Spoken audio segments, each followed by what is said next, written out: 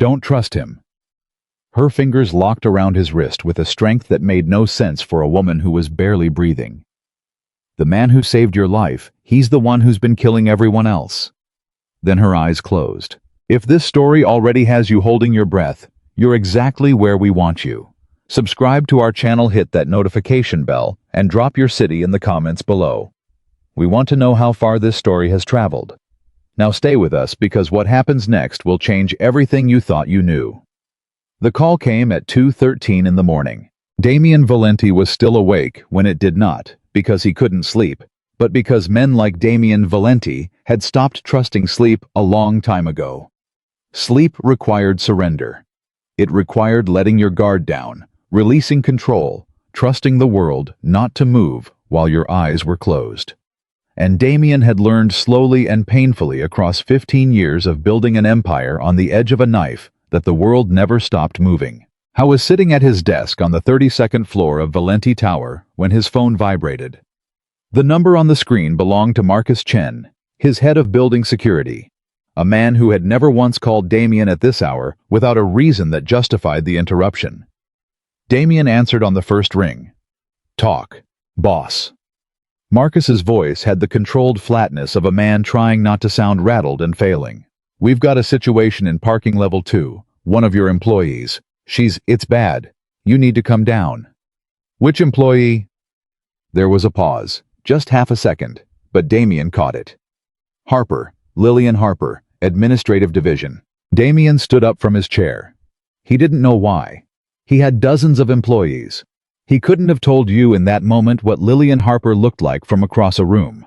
He certainly had no reason to feel what moved through him right then, something cold and sharp that had nothing to do with concern and everything to do with instinct.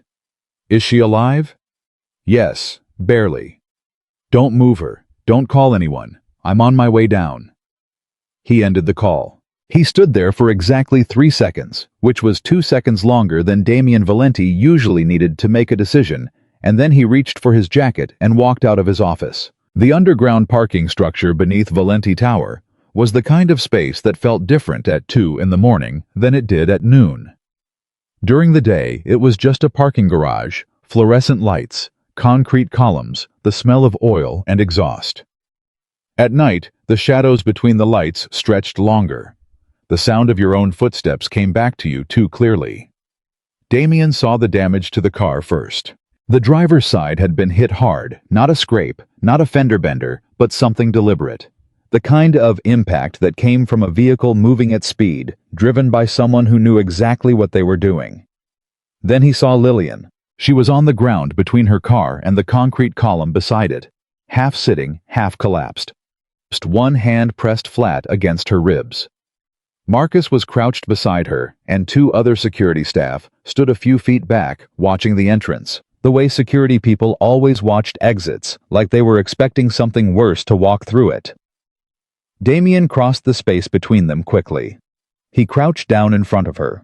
Her face was pale, not the paleness of someone who was cold, but the particular gray-white that came from blood loss and shock. There was a cut above her left temple that had bled freely and was still seeping. Her breathing was shallow, controlled like she was fighting to keep it that way, but her eyes were open, and when she saw Damien, when she actually registered his face, something happened in her expression that he couldn't quite name. It wasn't fear. It wasn't relief. It was something more complicated than either of those things. Like she had been waiting for this moment. Like she had been preparing for it. "Mr. Valenti." Her voice was rough, barely above a whisper. "Don't talk," Damien said. "We're getting you." "No." Her hand came out and locked around his wrist. The grip was wrong. It was too strong for someone in her condition. The kind of grip that came from pure will, overriding what the body could actually support. "Listen to me." Her eyes were completely steady. "I don't have long before I go under again, and there are things you need to hear before that happens." Damien looked at her hand on his wrist. Then he looked at her face. "I'm listening," he said. "Don't trust him." The words came out low and absolutely certain, like she had rehearsed them, like she had practiced saying them in exactly this way, for exactly this moment. The man who saved your life 10 years ago, the one you've trusted since. He's the one who's been killing everyone else. The fluorescent lights above them hummed in the silence. Damien said nothing. I have proof. Her free hand was trembling, the first sign of weakness she'd allowed herself, as she reached inside her jacket and pulled out a small envelope. It was sealed, bent at the corner, slightly stained. She pressed it into his hand. Everything is in there. Everything I found. Names, accounts, dates. You'll understand when you read it. Who did this to you? Damien asked. His voice was steady, professionally steady. The steadiness that he'd trained into himself over 15 years, because showing anything real was a liability. The same person I've been watching. She exhaled carefully. They knew I was close. They needed me gone before I could reach you directly. Why come to me directly? Damien said. Why not law enforcement? Why not a journalist? She looked at him, and something in her expression shifted, something that made Damien feel very briefly like he was the one missing information. Because this isn't just about your organization, she said. It's about my father. Then her grip on his wrist released. Her eyes closed, and Lillian Harper went still in a way that sent Marcus scrambling for his radio and Damien to his feet, envelope in hand, standing absolutely motionless in the middle of an underground parking garage at 2 a.m, feeling something he had not allowed himself to feel in a very long time. The cold, clean, unmistakable sensation of not knowing what came next. He called a private physician, someone he trusted, someone who operated outside the official channels that would have created questions and paperwork and attention he didn't want. Dr. Reyes arrived within 20 minutes, assessed Lillian quickly and efficiently, and told Damien she had 2 cracked ribs, a concussion, and had lost enough blood to make the next 12 hours uncertain but not unsurvivable. She needs a hospital, Reyes said. She needs to stay alive and she needs to stay quiet, Damien said. Can you do both of those things here? Reyes looked at him. You understand what you're asking me to risk. I understand exactly what I'm asking you to risk. I also understand what I'll owe you when this is resolved. Damien met his eyes. Can you do it?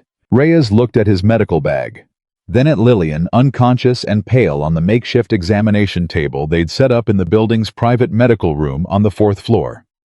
Then back at Damien. Yes, he said.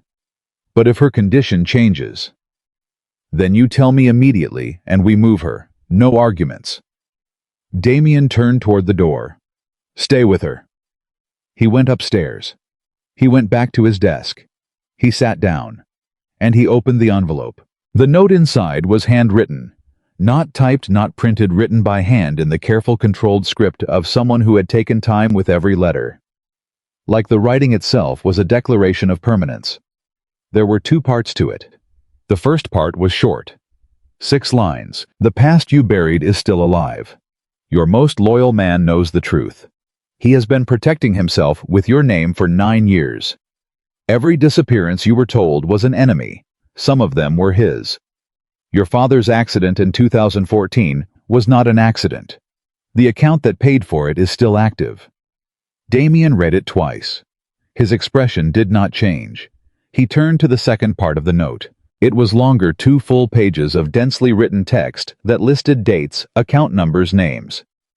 Not accusations. Evidence.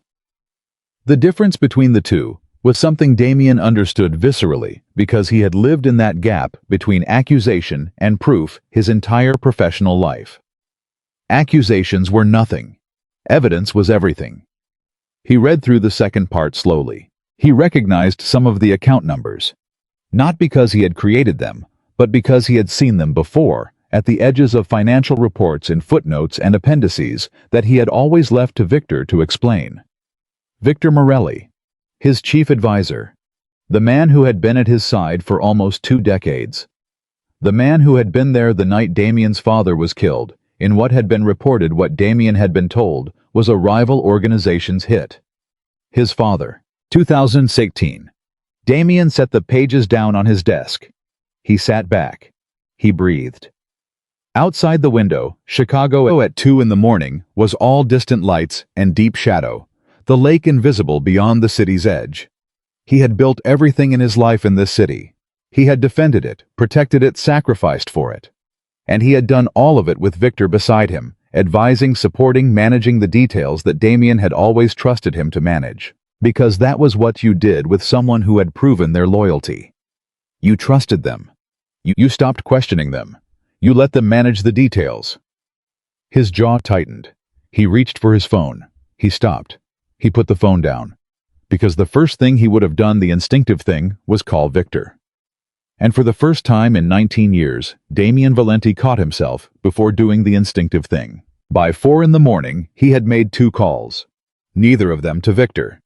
The first was to Eli Torres, a man who handled information the way other people handled money, quietly, and without sentiment, trading in it, and protecting it with equal professional detachment.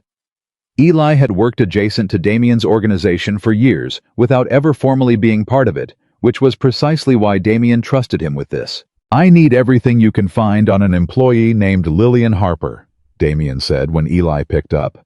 "Administrative division. She's been with the company for almost 2 years. "Define everything," Eli said. "I mean everything. Where she came from. Who she was before she was Lillian Harper. Every record, every connection, every reason a woman with no visible history would walk into my organization and spend 2 years doing nothing, apparently, except waiting." There was a pause. "That's not a standard background check," Eli said. "No." Damien agreed. "It isn't." Time frame. Yesterday. He ended the call. The second call was to a woman named Dr. Nadia Voss, a forensic accountant who had done work for Damien before, the kind of work that lived in the gray space between legal and illegal and required someone with the competence to navigate both. He gave her the account numbers from Lillian's note. 3 of them specifically. The ones that appeared most frequently. "I need transaction histories," he said. "Origins, destinations, any names attached to the movement of these funds." "These look familiar," Nadia said carefully. "These routing structures, I've seen something similar before in your quarterly." "Yes," Damien said. "I know. That's exactly why I'm calling you at 4 in the morning." Another silence. "Understood," she said. "I'll be in touch." He ended the call. He sat at his desk until the first gray light of morning began to show itself above the Chicago skyline. He did not sleep. Victor Morelli arrived at Valenti Tower at 8 a.m., the same as he did every morning. He was 61 years old, a decade older than Damien, with silver hair he kept precisely cut, and the manner of a man who had long since made peace with the weight of serious decisions. He had been described in various profiles and articles that had carefully avoided anything that might constitute actual evidence as Damien Valenti's closest confidant. His strategic mind, the architect behind the organization's resilience. He knocked on Damien's office door and opened it without waiting, which was also a habit of 19 years. "You look like you've been up all night," Victor said, dropping into the chair across from Damien's desk, with the ease of someone who had sat in that chair 1,000 times. "I have," Damien said. "The Harper situation." Damien's eyes moved to him. "How do you know about that?" "Marcus reported it this morning during the security briefing. Standard protocol." Victor's expression was measured, concerned in the appropriate professional way of someone who had heard that an employee was injured and felt the right amount of concern about it. "Terrible thing. Is she going to be all right?" "We'll see," Damien said. "I've been thinking about the incident," Victor said. "From what Marcus described, it reads like someone followed her in. Probably a mugging that escalated. Parking facilities are vulnerable at that hour." "She wasn't mugged," Damien said. Victor stopped. "Pardon. Nothing was taken. Her bag was in the car, her phone, cash." Damien's voice was neutral. Professionally, carefully neutral. Whoever hit her wasn't interested in what she had. They were interested in stopping her from getting somewhere. Victor's expression didn't change. That was one of the things Damien had always admired about him, his absolute steadiness under pressure. The ability to hold his face still while processing information. He had always thought of it as composure. Right now, sitting across from it in the pale morning light, with Lillian's note in the locked drawer beside his knee, Damien thought about what else that kind of absolute steadiness might mean. "That's a serious conclusion to draw from limited information," Victor said carefully. I'm a careful person, Damien said. I like to draw careful conclusions. He watched Victor's eyes. Victor watched him back. What do you need from me? Victor said. And there it was. The thing Damien had been watching for. Not guilt. Victor was far too controlled for guilt to show itself that clearly. But something in the rhythm of the question. The slight acceleration. The fraction of a second where the professional mask had to work harder than it usually did. Nothing right now, Damien said. I'm still gathering information. Of course. Victor stood. Keep me updated. I'll want to be involved in whatever response you decide on. I know you will, Damien said. Victor nodded and left. Damien waited until the door clicked shut. Then he opened the locked drawer and looked at the note again. Your most loyal man knows the truth. He has been protecting himself with your name for 9 years. Eli called at 11 a.m. Your administrative assistant doesn't exist before 5 years ago, he said. I mean that literally. Lillian Harper Social Security number employment history prior addresses it's clean. Too clean. The kind of clean you pay for. And before the clean version, Damien asked. That's where it gets interesting. He could hear Eli pulling up files on the other end. The real person is named Lillian Carter, 29 years old, born in Springfield. Her father was a man named Daniel Carter, financial analyst, worked for a firm called Ashford Meridian Partners. You familiar? Damien was quiet for a moment. Ashford Meridian handled some of our legitimate holdings in 2013 and 2014. Right, Eli said. Daniel Carter was one of the analysts on those accounts. He disappeared in March of 2015. Official report says he abandoned his family wife and a 12-year-old daughter. Left voluntarily. No evidence of foul play. And unofficially, he was the kind of man who coached his daughter's soccer team, called his mother every Sunday, and had just filed an internal complaint with Ashford Meridian about financial irregularities in the accounts he was managing. Eli paused. He disappeared 9 days after filing that complaint. The number 9 landed in Damien's chest like something physical. 9 years ago. The same 9 years Lillian's note had referenced. He has been protecting himself with your name for 9 years. The daughter, Damien said. Lillian. She was 12 when her father disappeared. Grew up in the foster system after her mother passed away 2 years later. Graduated at the top of her class. Got a degree in business administration. And then, very carefully and very deliberately, built a new identity and walked herself into your organization. Damien set down his pen. She spent 2 years here, he said. Collecting evidence from what I can piece together, Eli said. She was careful, patient. She had access to filing systems, document archives, financial records that a regular person would never have been able to touch. She spent 2 years looking for proof of what happened to her father. The silence stretched. She found it, Damien said. It wasn't a question. She found something, Eli said. Whether she found all of it, that's the question. Damien went to see her at 3 in the afternoon. Dr. Reyes had set her up in the private room on the 4th floor, dim lighting and IV running monitoring equipment that Reyes had brought himself. She was conscious, barely lying against the white of the pillow, with the specific stillness of someone who had been told that moving hurt and had decided to take that advice seriously. She opened her eyes when Damien came in. She didn't look surprised to see him. You read it, she said. Not a question. I read it, he confirmed. He pulled the chair close to the side of the bed and sat down. I also know who you are. Your real name. Your father. Her expression didn't collapse the way he'd half expected. She just watched him steadily. Then you understand why I came, she said. I'm starting to. He leaned forward, elbows on his knees. What I don't understand is why you didn't come to me directly. 2 years, Lillian. You spent 2 years inside my organization collecting evidence that you could have brought to me in the first month. Something moved across her face, complex and controlled and exhausted. Because I didn't know if you were part of it, she said. The honesty of it landed harder than he expected. And now, he said. She was quiet for a moment. The man who did this to my father used your name, she said carefully. He made transactions look like they came from you. He made decisions look like yours. He made my father look like a liability to your operation when my father had nothing to do with your operation." She paused. "But over 2 years watching from the inside, the decisions you actually made, the lines you actually drew, the people you actually protected." Another pause. "I started to think you might not have known, and then someone tried to stop you from telling me." "Yes," she said.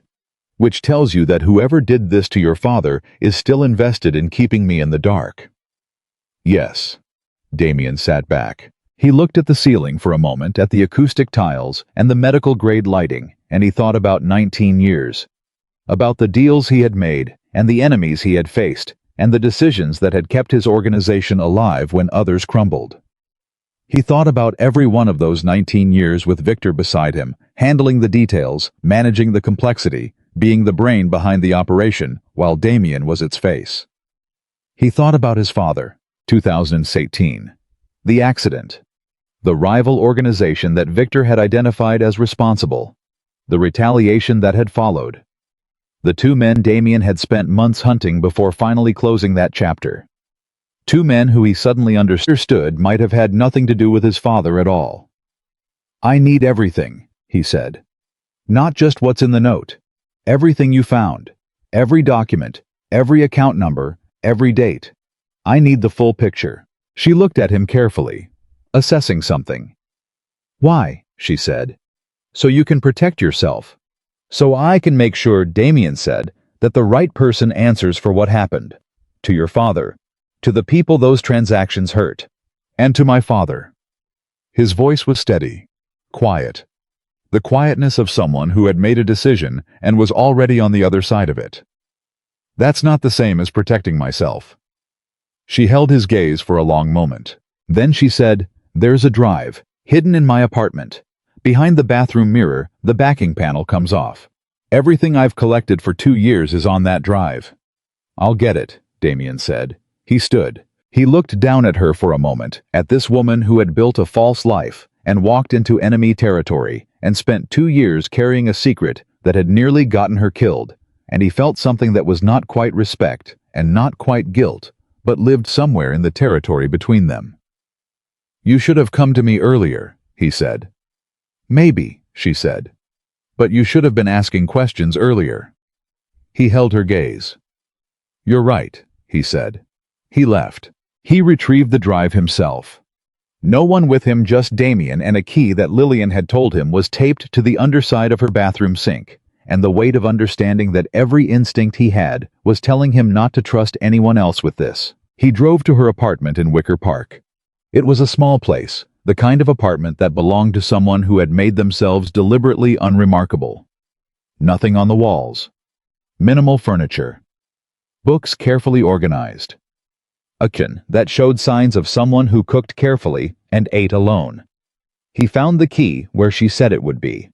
He found the drive where she said it would be. He stood in her bathroom with the drive in his hand and looked at the space where she had hidden it, the small dark cavity behind the mirror panel, and he thought about 12 years old. About a girl who had watched her father disappear and her mother fall apart, and who had spent the next 17 years building herself into someone who could fight back. He thought about the fact that she had done all of it without anyone beside her, and then he thought about the fact that he had spent 19 years with Victor beside him and had never once asked the questions he should have been asking. He closed the mirror panel. He walked out. He drove back to the tower. And somewhere between Wicker Park and Michigan Avenue, in the darkness of the car, with the city moving around him, Damien Valenti made a decision that had nothing to do with power or reputation or empire. He was going to find the truth. All of it. And he was going to find it fast, because whoever had tried to silence Lillian Harper last night already knew that she had reached him. Which meant the clock had started. And the man who knew exactly how Damien's organization worked, exactly how he thought, exactly how he responded to threats, that man was already thinking 3 steps ahead. For the first time in 19 years, Damien was going to have to think 4. The drive was smaller than Damien expected. A black thumb drive no bigger than his thumbnail sitting in the center of his desk, like it weighed nothing. Like it wasn't carrying 2 years of a dead man's daughter's obsession inside it.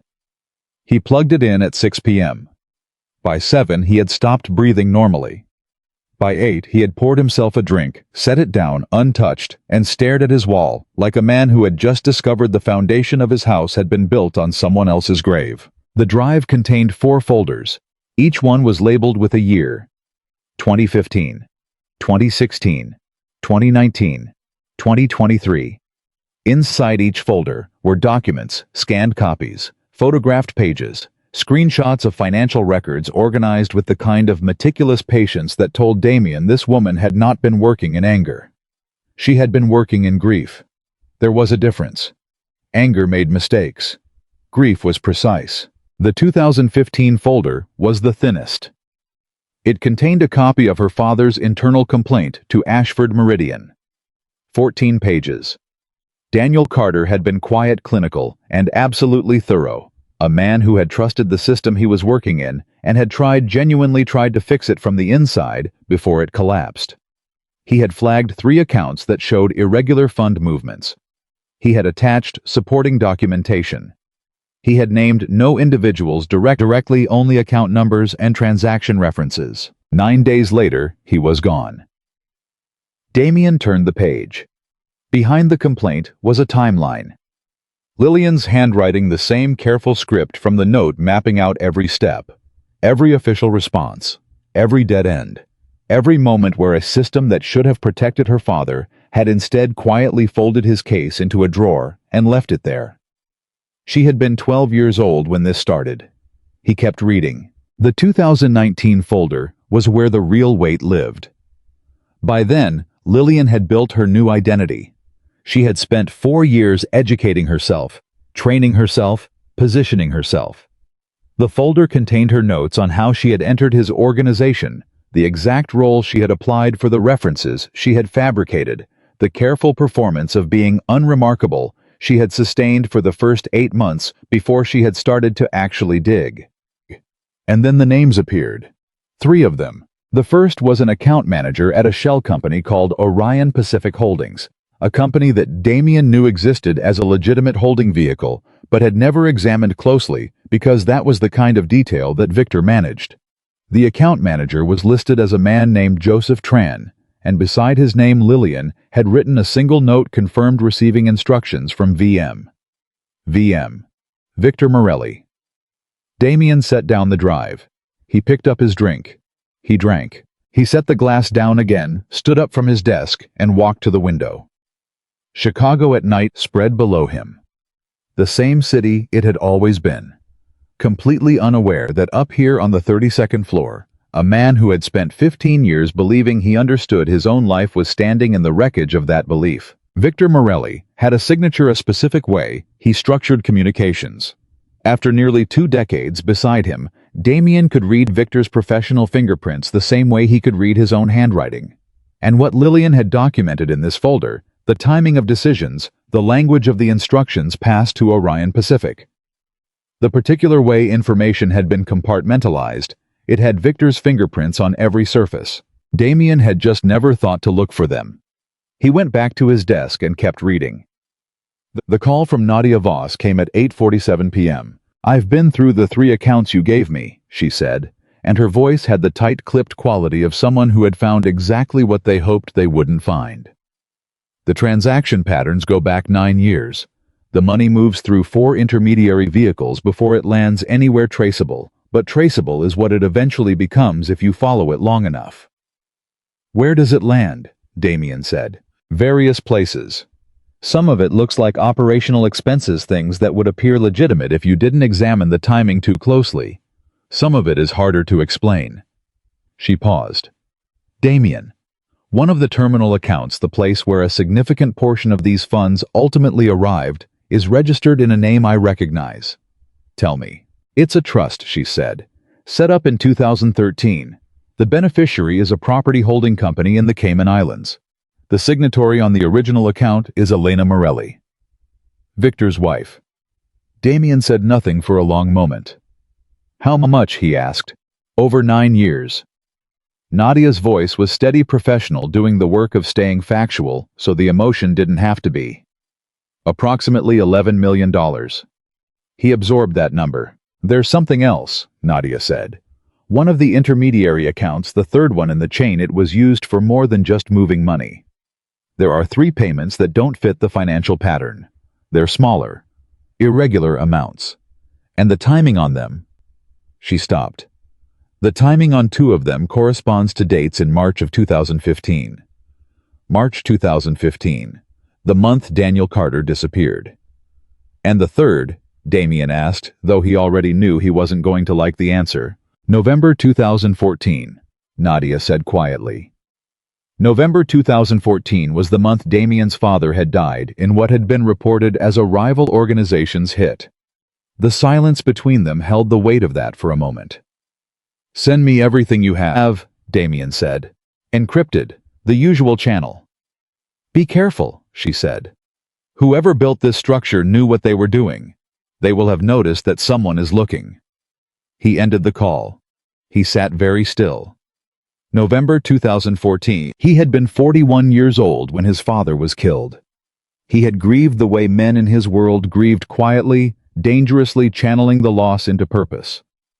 Victor had stood beside him through every moment of it, had helped him identify the responsible parties, had sat across from him in a room very much like this one and said, "I know this is the worst night of your life. Tell me what you need." Damien pressed his fingers against his desk. What he needed, it turned out, was to have asked better questions 11 years ago. He went back to see Lillian at 10 p.m. Dr. Reyes met him at the door with the face of a man who had information he wasn't sure how to deliver. "She's more alert than she should be," Reyes said. "I've told her to rest. She's not interested in resting." "No," Damien said. "I didn't expect she would be." She was sitting up against the pillow when he came in. Her dark hair pushed back from her face, the IV still running the color slightly better in her cheeks. She had the look of someone who had decided that recovering was a tactical choice rather than a physical necessity. She saw the expression on his face and didn't waste time with pleasantries. "You found something," she said. "I found everything," Damien said. He sat down. "Your documentation is thorough, more thorough than I expected. I had 2 years. And your father spent 14 pages trying to do the right thing through the right channels," Damien said. He watched her face as he said it, watched the way it moved almost imperceptibly at the mention of her father, like a bruise being pressed on very carefully. "He was good at his job." "He was the best person I've ever known," she said. "No performance in it, pure fact." "I know who VM is," Damien said. Her eyes sharpened. "You know who he is, or you confirmed what I already told you?" "Both," he said. And it's worse than your documentation suggests," he said. "Not because you missed anything, because some of what he did goes back further than you knew to look. My father's death in 2014. He watched her face change. "I didn't include that," she said carefully. "I found a payment that matched the timing, but I couldn't confirm the connection without accessing records I didn't have clearance for. I didn't want to make an accusation I couldn't prove." "It's provable," Damien said.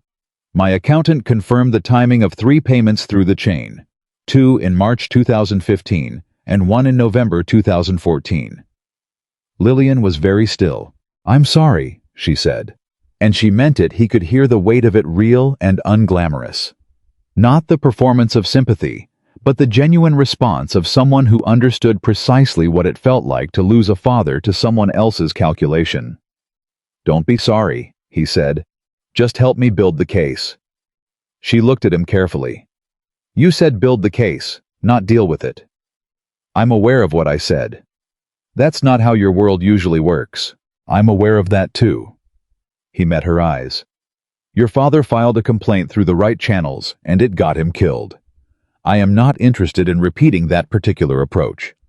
But I'm also not interested in doing something that buries the evidence along with the man responsible." She studied him for a long moment. "There's a contact," she said slowly. "A federal investigator. He's been building a case against shell company networks in Chicago for 3 years. I've been feeding him information anonymously. Small pieces.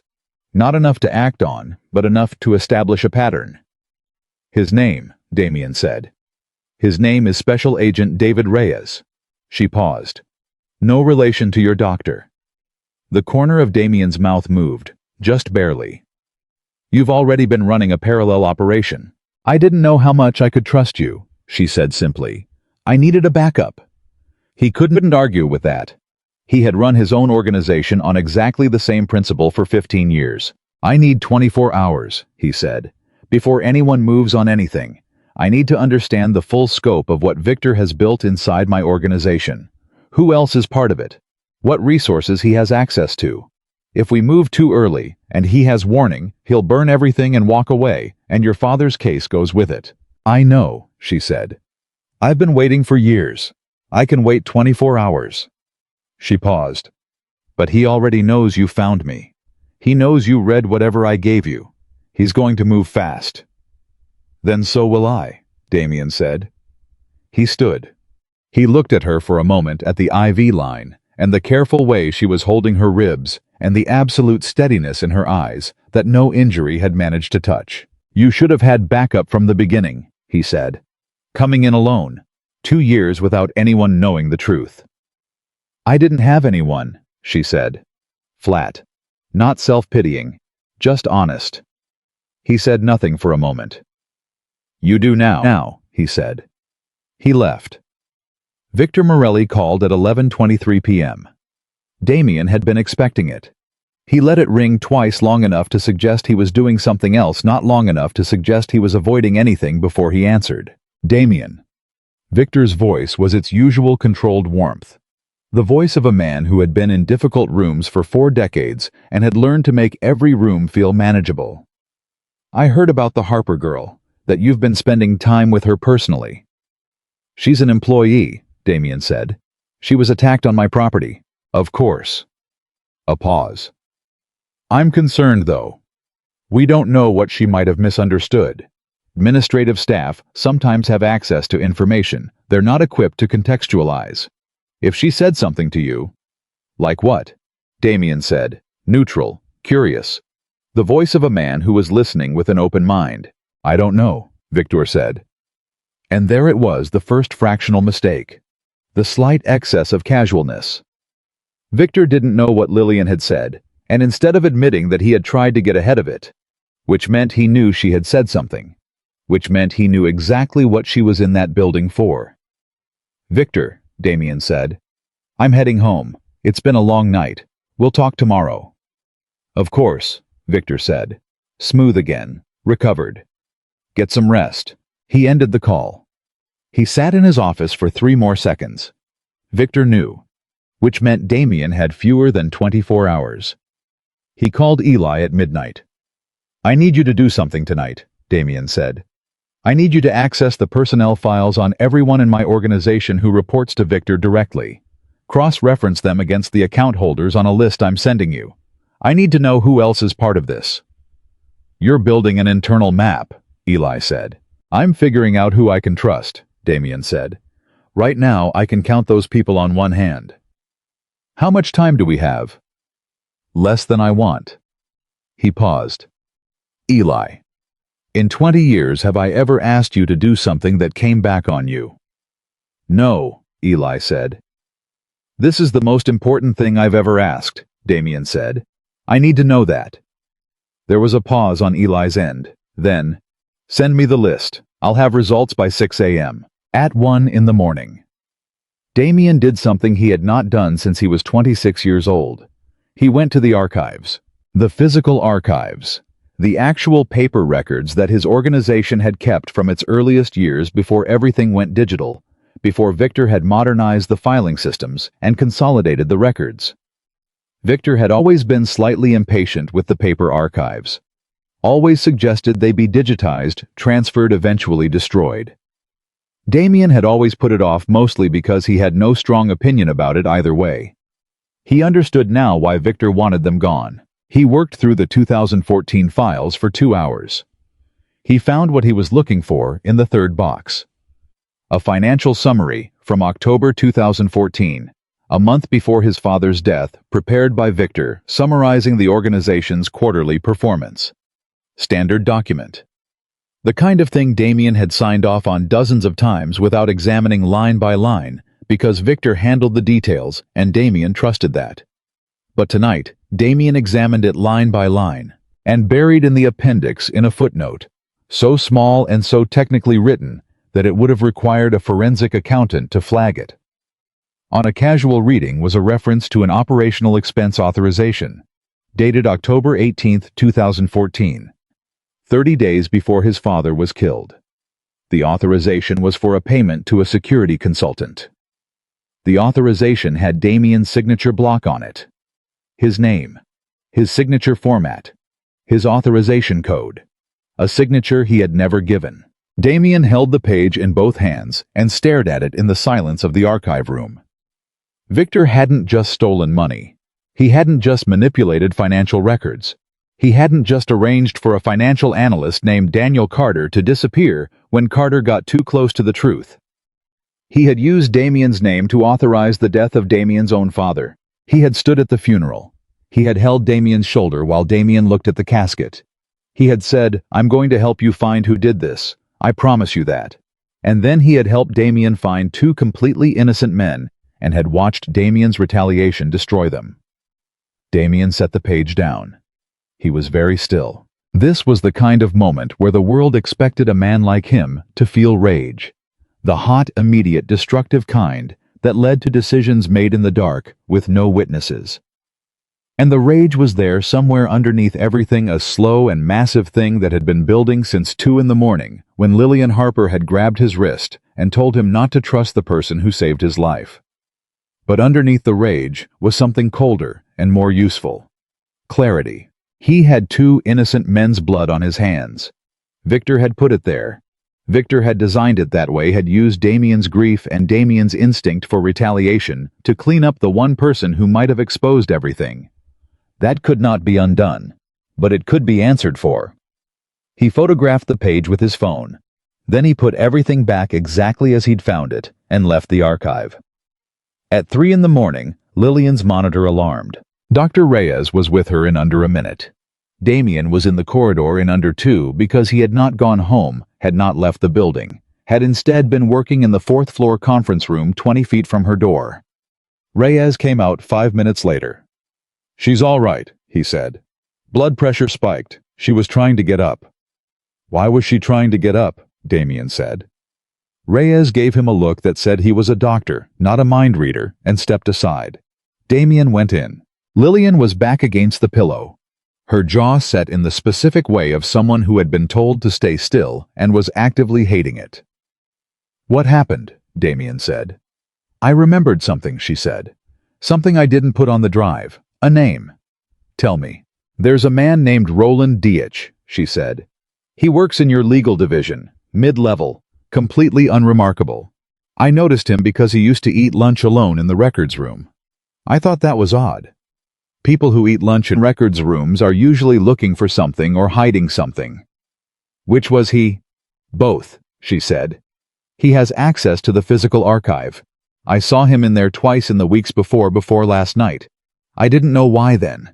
Now I think I do. The archive. The paper records. Victor wanted them destroyed. And if Roland Dietsch had access and was working for Victor..."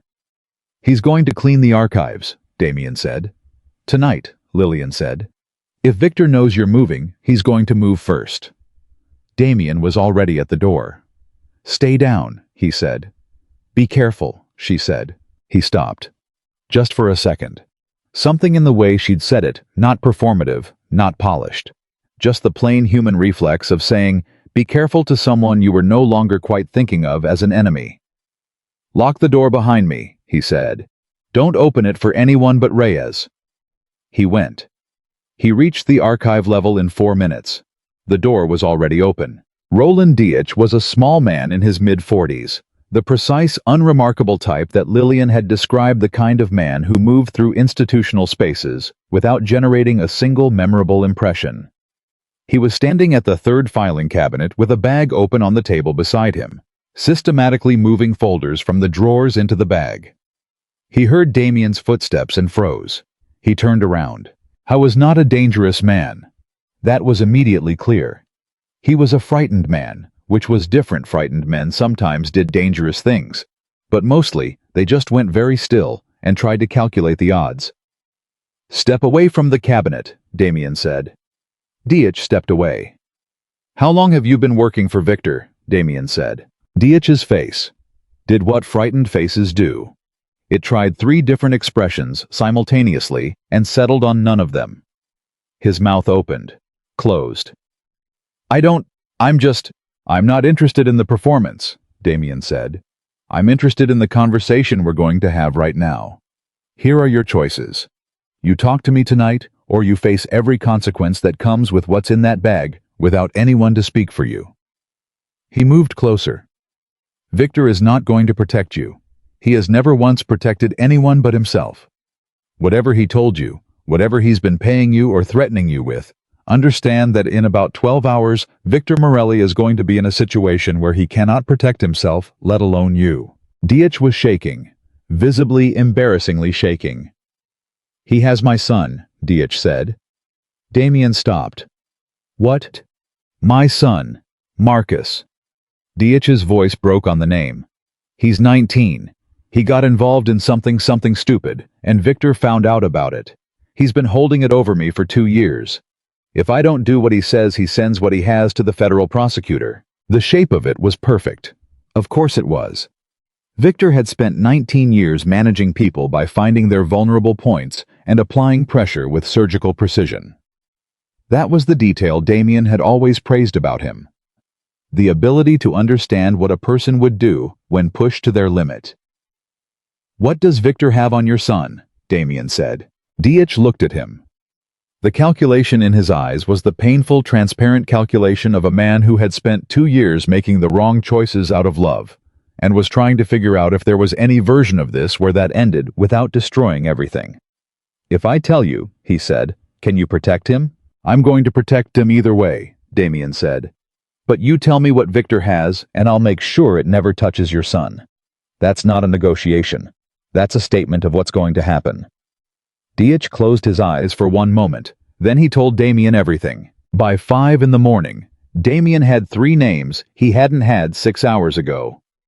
3 people inside his organization who had been operating under Victor's direction for years, not out of greed, but out of fear. Victor hadn't built a network of co-conspirators. He had built a network of hostages.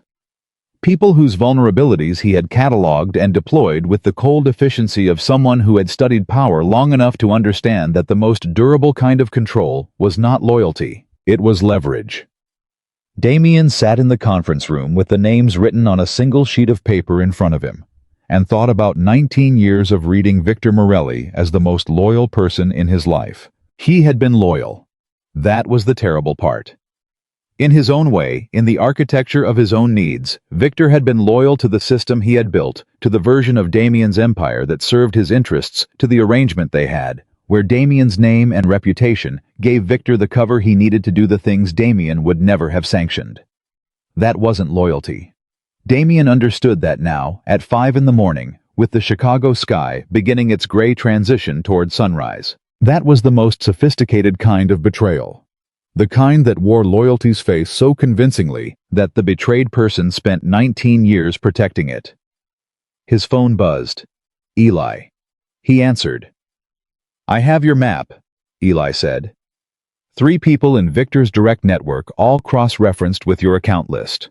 I also found something else. Tell me. Victor has been moving assets for the last 48 hours, Eli said. Not all of them. Enough.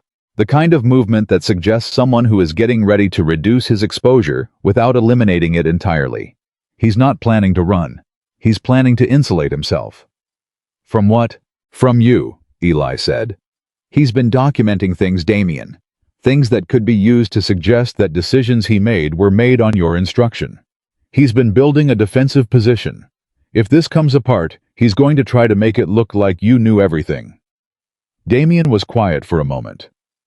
He's been preparing to sacrifice me, he said. He's been preparing to survive you, Eli said. There's a difference, but not a big one. Damien looked at the sheet of paper with the 3 names on it. 3 people Victor had spent years turning into instruments through fear and precision. And a woman in a room 20 feet away who had spent 17 years building herself into a weapon through grief and love. Eli, he said, I need one more thing. Name it. I need a secure line to a federal investigator named David Reyes, he said. I need it established, encrypted, and untraceable. And I need it done before Victor Morelli's business day starts. There was a pause. Damien, Eli said slowly. You understand what you're asking. If you open that channel. I know what I'm asking, Damien said. I know exactly what it means and exactly what it costs. Do it anyway. Another pause. Longer. All right, Eli said. Give me an hour. The call ended. Damien set his phone on the table. He looked at the ceiling. He looked at the names on the paper. He thought about his father, who had been killed by the man he trusted most, using his own name as the instrument.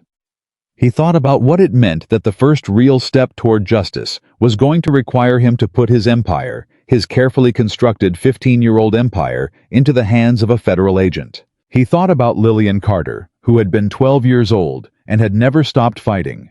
And then he stopped thinking. He started planning. The hour. Eli needed stretched into 90 minutes, and every one of those minutes cost Damien something he couldn't name. He spent them going back through the drive. Not the financial records this time. He had absorbed those, committed the key figures to the part of his memory that never forgot numbers. This time, he read Lillian's personal notes.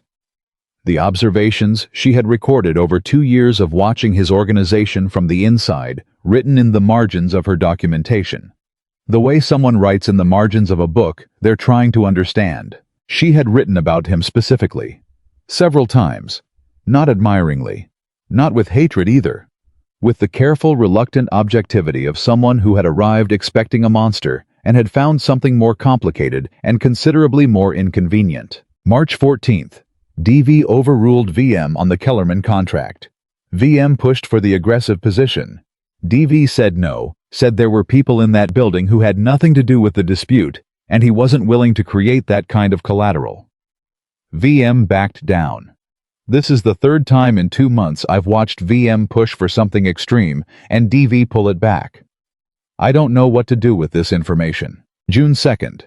Watched DV spend 40 minutes with the building maintenance staff after the elevator incident. Not a performance. Nobody senior was watching. He knew one of the men's names, asked about his daughter's surgery. Knew the outcome already, which means he had asked before. September 19th. I came here believing DV was the architect of everything. I am no longer certain that is accurate, which makes this more complicated, and also more necessary. Damien closed the drive file. He sat with what he'd just read for approximately 30 seconds. Then his phone rang. Eli. The line is established, Eli said. Special Agent David Reyes, he's expecting your call. You told him? I told him someone with significant documentation and first-hand organizational knowledge wanted to speak with him confidentially about a network that has been active for 9 years. I told him nothing else. A pause. He said, and I'm quoting directly, I've been waiting for this call for 3 years. Damien absorbed that. 3 years.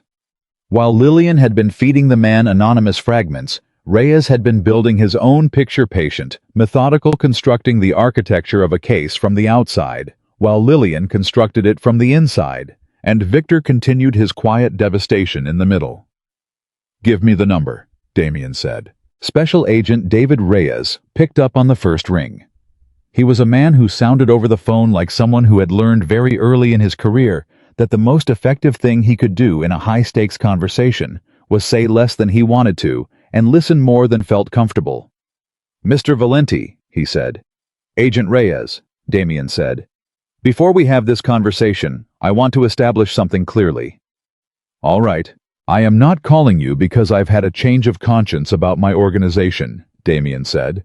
I'm calling you because a specific individual operating inside my organization with my name as cover is responsible for the death of at least 2 people I can prove, and possibly more that I can't yet. And I am not willing to let him walk away from that. There was a pause on the other end. That's more direct than I expected, Reyes said. I don't have time for anything else, Damien said. Your anonymous source has been feeding you information for 3 years. I now have access to everything that source collected plus material she didn't have access to. corroborating financial records, a forged authorization document, connecting a 2014 payment to a security consultant, and 3 witnesses inside the organization who were operating under coercion and are willing to provide testimony. Another pause. Longer. What do you want in return? Reyes asked. The professional flatness of it wasn't cold. It was the controlled curiosity of someone who knew that what came next would define the entire shape of the conversation. I want Victor Morelli prosecuted for the death of Daniel Carter in 2015, Damien said, and for the death of my father, Antonio Valenti, in November 2014. I want those specific charges to be airtight documented and publicly prosecuted. I want Lillian Carter. He used her real name deliberately, recognized as the primary evidence source with all protections that entails. And for yourself, that's a conversation for lawyers, Damien said. Tonight, I need to know if you can move within the next 8 hours before Victor Morelli completes whatever protective restructuring he started 48 hours ago. The silence that followed was the silence of a federal agent doing the kind of rapid calculation that happened when 3 years of patient work suddenly had a corridor opening in front of it. Tell me what you have, Reyes said. Damien told him. Systematically, completely without embellishment, and without omission. He spoke for 22 minutes. Reyes asked 4 questions, each one precise and purposeful. The questions of a man who already understood the landscape and was identifying the specific gaps. When Damien finished, Reyes said, "The anonymous source. She's safe. She's injured. She's protected. She needs to be reachable." "She will be," Damien said. "But move tonight. If you wait until morning, Victor will have created enough distance between himself and the evidence that prosecution becomes significantly harder. He's already moving assets." "I know," Reyes said. And there was something in that something that told Damien the agent had been watching Victor's financial movements from the outside for longer than anyone in the organization had realized. "I'll make the calls. But Valenti, when this starts moving, it moves fast, and it doesn't stop for anyone, including you." "I understand that," Damien said. "I need to hear you say it clearly. I understand that what I'm setting in motion tonight will cost me things I've spent 15 years building," Damien said. "I understand it anyway." The line was quiet for a moment. "I'll be in touch within 2 hours," Reyes said. The call ended. Damien set his phone down on the conference table and looked at it for a moment. Just looked at it the way you look at something after you've done a thing that cannot be undone. Then he stood up, rolled down his sleeves, and went to tell Lillian what he'd done. She was awake. Of course she was awake. He was starting to understand that Lillian Carter did not operate on a normal human schedule of exhaustion.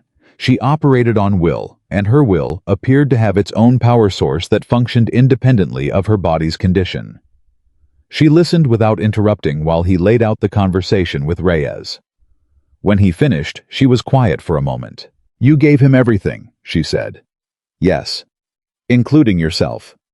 "The relevant parts," he said.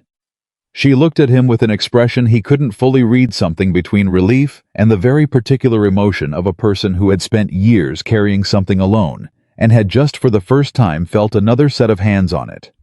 "Why?" she said, not challenging, genuinely asking. "Because your father spent 14 pages doing the right thing through the right channels, and it got him killed," Damien said. "And I spent 19 years doing the expedient thing through whatever channels worked, and I ended up building half my life on top of someone else's crime without knowing it." He paused. Neither of those approaches worked particularly well. Something moved through her face. "That's not a complete answer." "No," he said. "It isn't." He met her eyes. "The complete answer is that 2 men are dead because of decisions made in my name that I didn't make. One of them was your father. One of them was mine.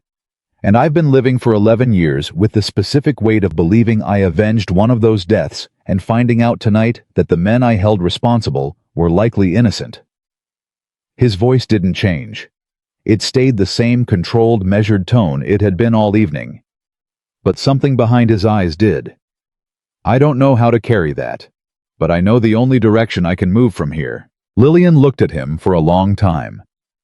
"My father would have liked you," she said finally. The version of you that exists right now tonight. He believed that people could choose differently than their circumstances suggested. He never got to see if that was actually true. Damien said nothing.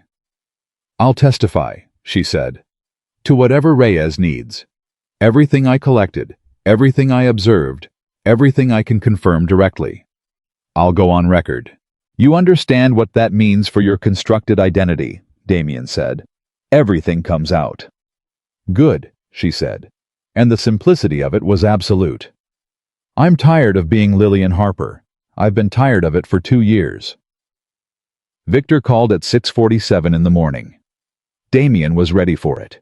He answered with the same tone he had used every morning for 19 years present, business light slightly pressed for time. You're up early, Damien said. I've been thinking about the Harper situation, Victor said. I think we need to manage it carefully. There are some documents in the administrative archive, some older financial files that I'd like to review personally before anyone else has access to them. Standard precaution. Some of those early records are sensitive and could be misread by someone without the full context. The precision of Victor's positioning was even now something Damien could appreciate in the abstract. He wasn't asking permission. He was establishing a paper trail of concern, creating the record of a diligent advisor trying to protect the organization. Of course, Damien said. Come in at 9. We'll go through them together. A micro pause. Together. I've been meaning to get more involved in the historical records, Damien said. After last night, I think it's time I understood the details of some of those older accounts directly. You've been managing them long enough. It's time I took a more hands-on approach. Another pause. Fractionally longer. That makes sense, Victor said. And the evenness of it was almost perfect. Almost. 9 o'clock then. Looking forward to it, Damien said. He ended the call. He put the phone face down on the table. Victor was not going to come at 9 o'clock. Victor was going to spend the next 2 hours deciding whether to run to accelerate his restructuring or to do something more aggressive. A man who had been managing risk for 19 years did not walk into a controlled situation when he had reason to doubt the control. The question was which way he'd move. Damien's phone buzzed. A text from Eli Roland Dietsch secured. He's talking. Everything. Then, another 30 seconds later, VM's car left his residence at 6:52, not heading toward the tower. Damien was on his feet before he finished reading. He called Marcus Chen. Victor's moving, he said. I need you to... Already tracking, Marcus said. The sound of him moving of doors. He's heading toward the warehouse district. Damien, there are 2 of his people already stationed near the 4th floor. The 4th floor, where Lillian was. How many? Damien said, already moving toward the door. 2 confirmed, possibly a 3rd. Marcus's voice had the tightened quality of someone keeping professional control over something that wanted to go a different direction. They're not security staff. I don't recognize either of them. Lock down the 4th floor, Damien said. Nobody in or out except Reyes. And call Dr. Reyes. The doctor, tell him to lock her room from the inside and not open it for anyone he doesn't recognize personally. Done, Marcus said. Damien was in the elevator. He hit the button for the 4th floor. The elevator opened onto a corridor that was wrong. He knew it immediately, not from anything visible, but from the specific quality of the stillness. The particular absence of ordinary building noise that meant the people who should be moving through that space had stopped moving. One of Victor's men was standing at the far end of the corridor. He saw Damien step off the elevator and made a decision in about half a second, the wrong decision, which was to reach inside his jacket. Damien crossed the distance between them in 4 steps. What happened next was fast and quiet and professional, the result of a man who had not become powerful by being physically helpless, and who had maintained certain practical skills through 15 years of understanding that no empire, regardless of its sophistication, guaranteed you never ended up in a corridor at 7 in the morning with someone trying to stop you. The man was on the floor. Damien took his radio and his phone. He kept moving. The second man was outside Lillian's door. He was bigger than the first and faster, and he had a half-second of warning because of the sound from the corridor behind him. That half-second was not enough. The confrontation was brief and decisive. When it was done, Damien stood outside Lillian's door with 2 phones and a radio that was now producing the sound of someone on the other end asking for a status update. He knocked on the door. 3 times. Pause. 2 times. The lock clicked. Dr. Reyes opened it. His face had the controlled expression of a man who had signed up to treat injuries and had not anticipated becoming part of an active operational situation. Lillian was sitting up, one hand braced against the bed frame. In her other hand, held with the comfortable familiarity of someone who had learned to use one and kept it close, was a small semi-automatic pistol. Damien looked at the gun. "Where did that come from?" he said. "My bag," she said. "I had Marcus bring it from storage when you left last night." She looked at the radio in his hand. "How many?" "2 down. Victor is moving toward the warehouse district. There may be a 3rd somewhere in the building." He looked at Reyes. "I need you to move her, now. Not in the building out. I have a location." "I can walk," Lillian said. "You have 2 cracked ribs," Reyes said. "I'm aware of that," she said. "I can still walk." She proved it by standing up, which clearly cost her something she wasn't going to admit to, and crossed the room with the careful, controlled movement of someone who had decided that pain was a detail and forward motion was the priority. She stopped in front of Damien. "What is Victor doing at the warehouse?" she said. "I don't know yet," Damien said. "But nothing Victor does is simple. If he's moving, he has a reason." His phone rang. "Eli." "Talk," Damien said. "I know why he's at the warehouse," Eli said. His voice had the particular tone of someone who had found something they wish they hadn't. "I pulled his communication records from the past 72 hours. Damien, he has someone. He's been holding someone since the night Lillian was attacked." The air in the room changed. "Who?" Damien said. "A man named Samuel Carter," Eli said. 64 years old, Springfield, Illinois. He's Lillian's uncle, her father's brother." Damien turned slowly and looked at Lillian. Her face had gone the particular gray of someone whose worst possibility has just walked through the door. "He called Samuel 2 weeks ago," Lillian said. Her voice was barely above a whisper. "I told him not to. I told him to stay away from anything connected to me until I said it was safe. But he was worried. He was trying to help. Victor has been holding him as a contingency," Eli said. "If everything else failed, if Lillian reached Damien, if the evidence came out, Samuel Carter was leverage, a reason for Lillian to stop." Lillian's jaw was tight. Her hand around the pistol had gone white at the knuckles. "Where?" Damien said. Eli gave him the address. Damien looked at Lillian. She was looking back at him with an expression that contained about 6 different things simultaneously. Fear, fury. The specific anguish of someone whose actions had pulled an innocent person into danger, and underneath all of it, the same absolute steadiness that had been there since the moment he'd found her on the parking garage floor. "You're not coming," he said. "He's my uncle," she said. "You have 2 cracked ribs, a concussion, and a doctor standing 3 feet away who looks like he's reconsidering all of his life choices," Damien said. "You are not coming." "Damien." "Lillian."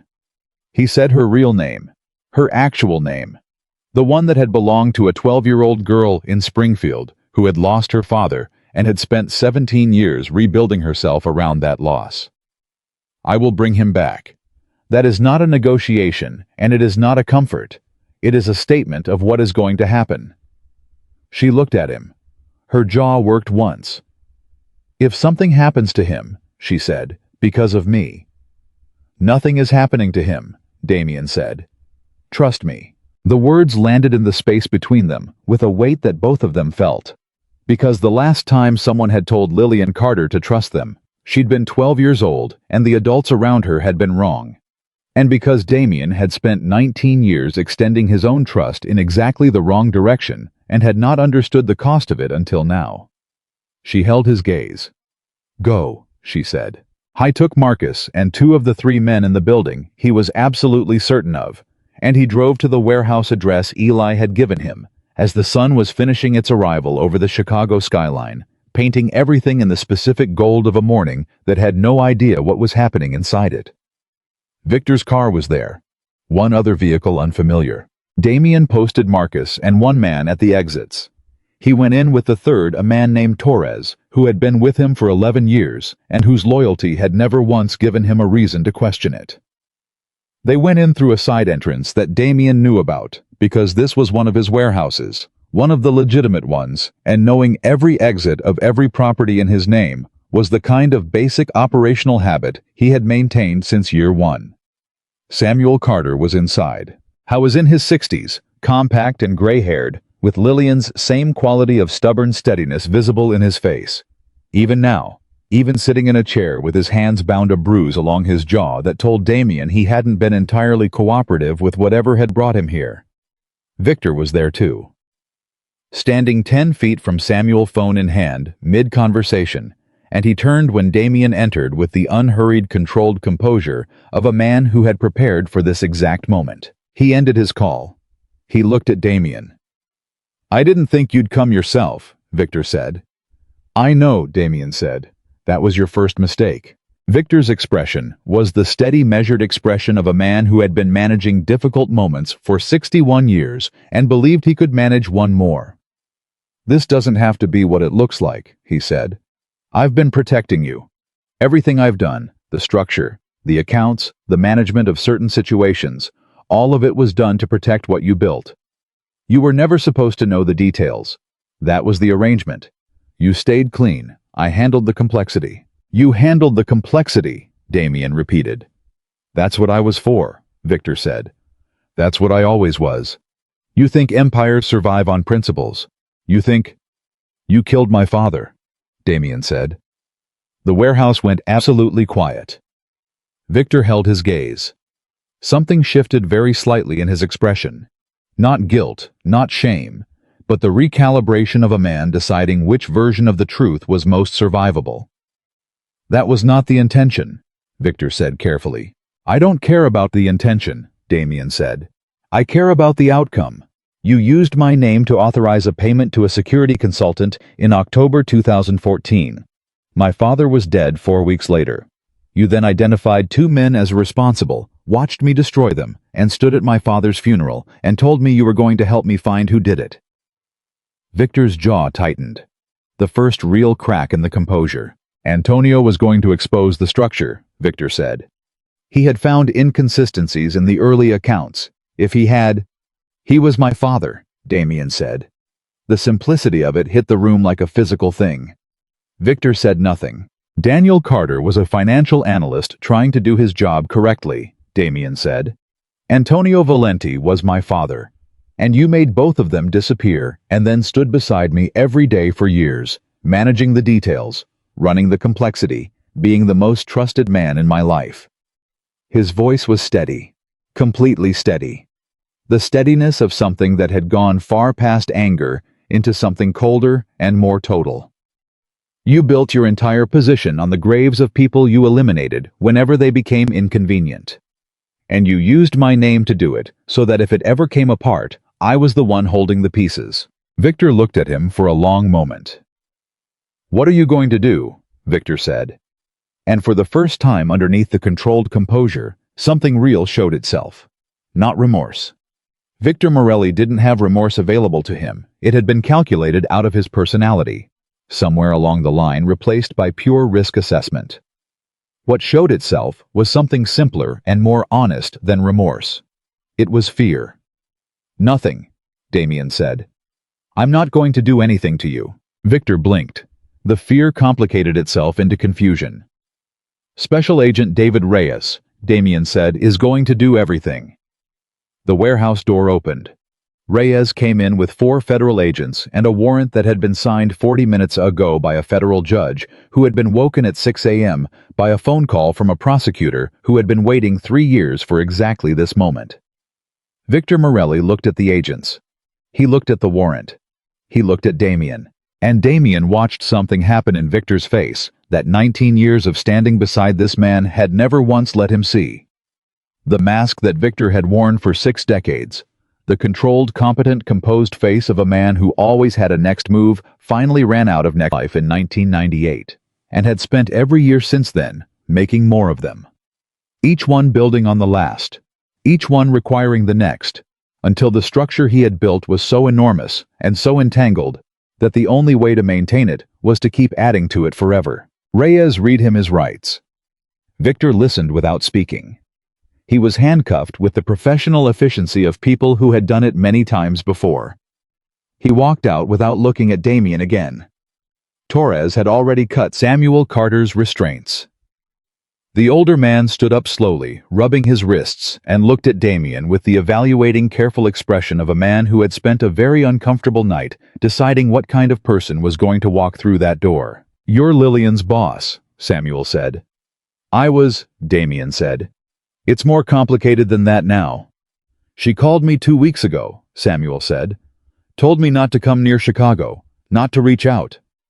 He exhaled slowly. "I've been following her around, looking out for her since she was 12 years old, and I didn't know how to do it right then either." "She's safe," Damien said. "She's been asking about you since she found out." Samuel closed his eyes for one moment. Just one. The relief of a man who had been holding something very heavy in the dark for many hours. "Take me to her," he said. On the drive back, Reyes called. "We have him," he said. "Processing is underway. The documentation you provided combined with what we already had. It's a strong case, strong enough." A pause. "There's going to be a period of significant institutional attention on your organization, Valenti. I want you to be prepared for that." "I know," Damien said. "There are things in your history that are going to be examined. I know that too.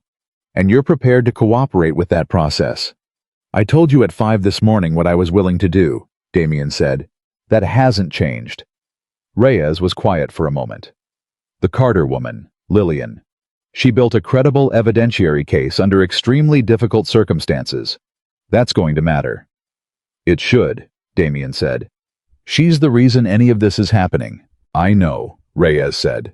And there was something in it, not quite admiration, but the professional recognition of someone who understood deeply, and from long experience, what it cost a person to do what Lillian Carter had done. "We'll need her formal statement when she's medically able." "She'll give it," Damien said. "You won't have to ask twice." He ended the call and looked out through the windshield at the Chicago morning. The city fully awake, now moving and indifferent, carrying its millions of ordinary lives forward, with no knowledge of what had shifted in the hours before dawn. He thought about the note. Your enemy was never outside your walls. Lillian had known. She had carried that knowledge for 2 years, patient and precise, building toward a moment she wasn't certain would ever come. She had entered his world as an enemy, or what she believed was his world. The world she'd been told was responsible for her father's disappearance. And she had stayed, not because the evidence confirmed what she'd expected, but because what she'd found instead was more complicated and more important than her expectations. She had found someone worth saving. He wasn't sure, pulling up to the tower with Samuel Carter in the passenger seat, and the morning light on the building's glass, that he deserved that. But he understood for the first time in a very long time that deserving something and choosing to honor it were not the same thing. He chose. He walked back inside. Samuel Carter had not cried when they took him out of that warehouse. He had not cried in the car on the way back. He was the kind of man who had learned, probably around the same time his brother disappeared, that crying was something you did when the immediate emergency was over and not before, because before that it was just noise that cost you clarity.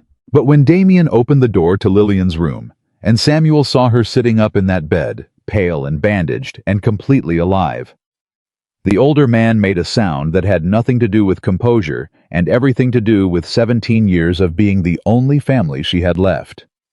Lillian said, "Uncle Sam," in a voice that cracked straight down the middle. Damien stepped back. He pulled the door closed. He stood in the corridor and listened to the muffled sound of 2 people who had survived an impossible thing, and he felt the particular weight of a man who understood finally and completely the full scope of what Victor Morelli had stolen. Not just money, not just lives. The years. The ordinary years that should have existed between a father and his daughter and his brother, The phone calls, and the Sunday dinners, and the watching someone grow up. All of it, canceled, redirected, made impossible by one man's decision that his own security was worth more than every life that stood in its way. Marcus appeared at the end of the corridor. "The building is clear," he said. "Reyes's people swept it 20 minutes ago. Both of Victor's men have been taken into custody." He paused. "Damien, there's something else." Damien turned. "Victor had a second team," Marcus said. "Not here, at your house. The house. The actual house, not the tower, not an office, but the brownstone on the north side where Damien had lived for 12 years. Where his housekeeper, Mrs. Gallagher, arrived every morning at 7:30. Damien looked at his watch. It was 7:44. He called Mrs. Gallagher's number with his thumb already moving before the thought completed itself. It rang 4 times. 5. His jaw tightened by a degree. 6. She picked up on the 7th ring, breathless. "Mr. Valenti, there are men outside. I didn't let them in. I told them you hadn't authorized." "Get away from the windows," Damien said. "Go to the back kitchen. Lock the door. Don't open it until I call you again." He ended the call and looked at Marcus. 3 minutes ago," Marcus said quietly. "Reyes already has units moving." "How many men?" "2 confirmed. Victor must have called them before he arrived at the warehouse, before he knew Reyes was already in motion." Marcus's expression was the controlled, tightened expression of a man who was managing his own anger at a professional level. It was a failsafe. If everything else came apart, someone goes to your home. Someone makes sure that you have something to lose. Victor had been thorough. He had always been thorough. That was the thing about a man who managed details. He managed all of them, including the catastrophic ones. He had built redundancies into his betrayal, the same way he had built redundancies into his financial structures. Multiple layers, multiple contingencies, multiple ways to apply pressure. "Reyes's people will handle it," Marcus said. "I know," Damien said. But he stood there for a moment longer than he needed to, because what he was thinking about was not Mrs. Gallagher, who was safe, and not the 2 men outside his house, who were already being handled. He was thinking about the specific architecture of Victor's planning. The fact that Victor had anticipated exposure, had built for it, had constructed over years and years of careful work a version of events in which Damien could be pressured, threatened, and ultimately positioned as the responsible party for everything Victor had done. Victor had never trusted Damien's loyalty any more than he had trusted anyone else's. He had just managed Damien more carefully than he managed the others. That landed somewhere very specific and very uncomfortable in Damien's chest. His phone buzzed. A text from Reyes' house secured. 2 in custody. Your housekeeper is fine. Damien exhaled once. He turned back to the door of Lillian's room. He knocked. Samuel's voice. "Come in." The room had changed in the 10 minutes he'd been outside it.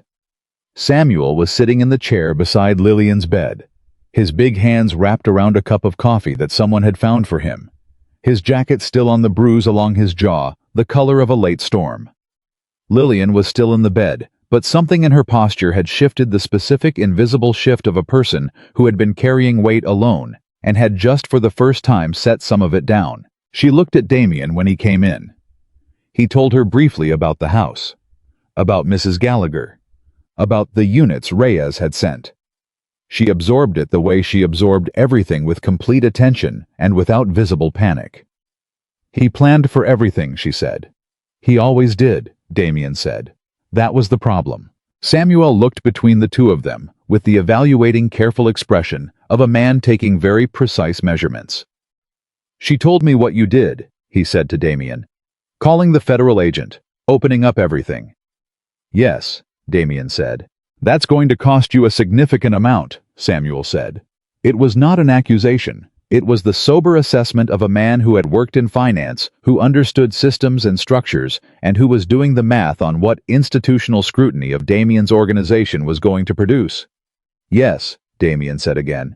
"And you did it anyway." "I did it because it was the only direction that made sense," Damien said. Protecting a structure built on top of those crimes would have meant those crimes continued to matter more than the people they destroyed. I'm not interested in that. Samuel looked at him steadily.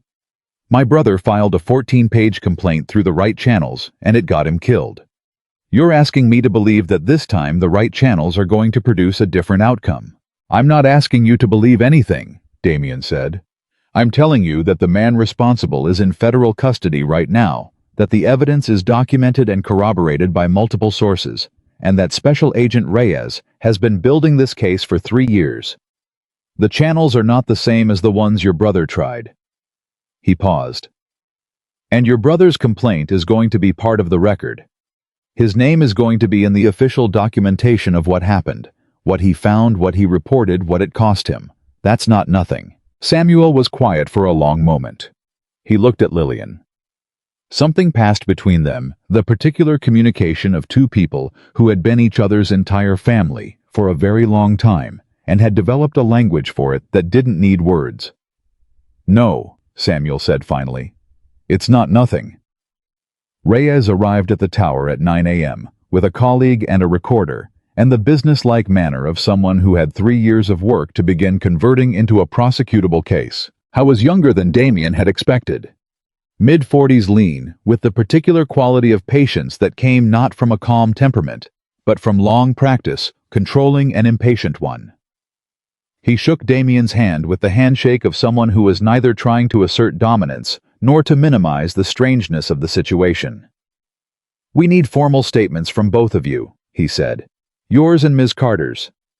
She's not Ms. Carter yet, Damien said. Officially.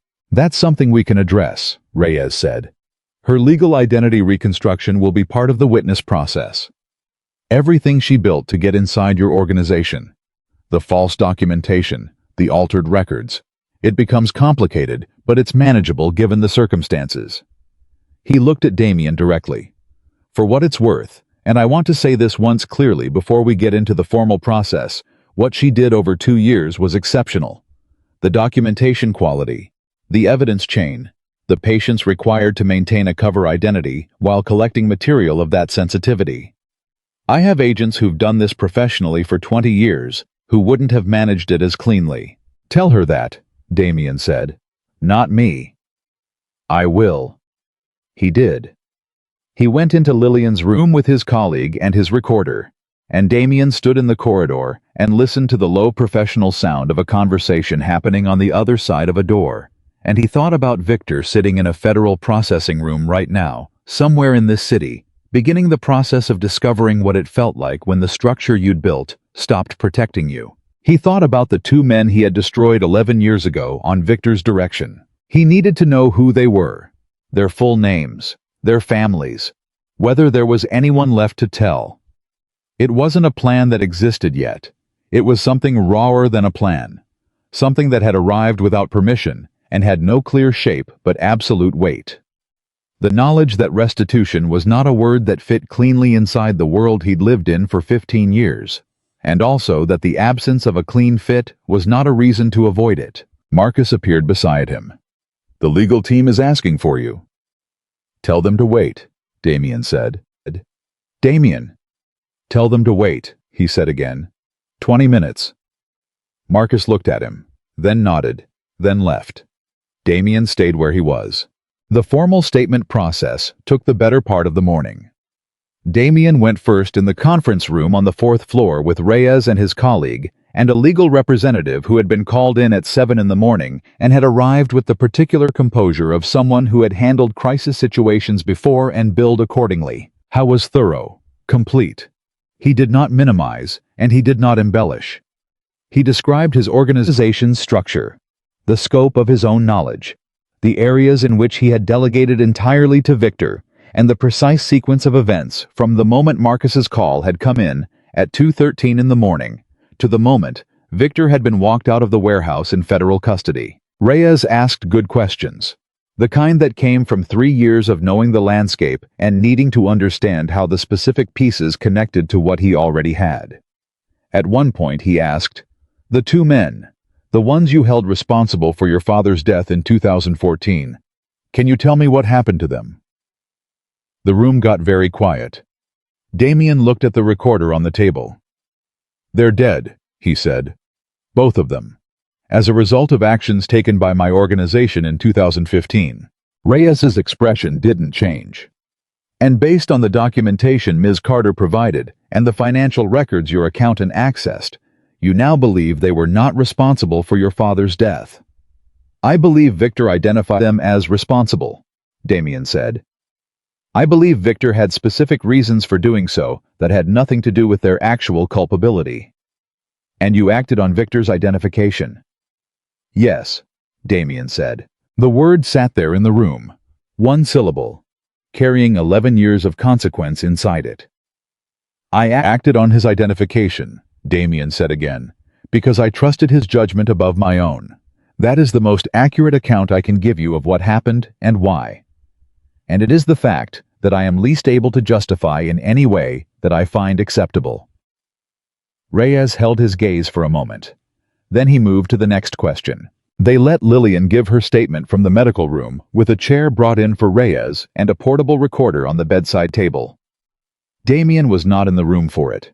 That was her statement, her words, her 17 years of work being placed formally into the record. It belonged to her in a way that didn't include him. But Samuel was in the room. She had asked for that, and nobody had argued with it. While Lillian talked, Damien handled what needed handling. His legal team, 3 attorneys who had been with his organization for years, and who were now navigating the specific professional challenge of simultaneously representing their clients' interests and cooperating with a federal investigation, worked through the morning with him on the structure of what cooperation looked like.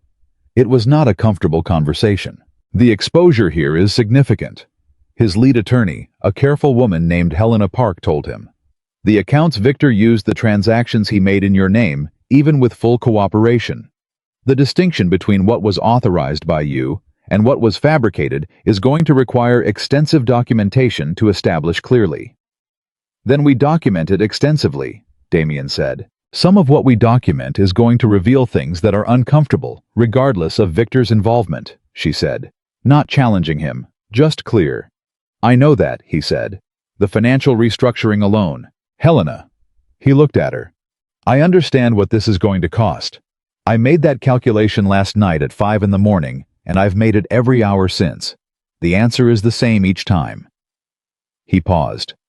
What I need from you is not a warning about the cost. I've already accepted the cost. I need you to tell me the best way to navigate the process so that the people who were legitimately employed by this organization, the people who had nothing to do with Victor's activities, come through this with as much protection as possible. Helena looked at him for a moment. Then she said, All right, let's talk about that. The afternoon brought the call Damien had known was coming. Not from Reyes, from the press. Someone had leaked the arrest. Not the details, not yet, but enough. Victor Morelli, longtime advisor to Damien Valenti, taken into federal custody.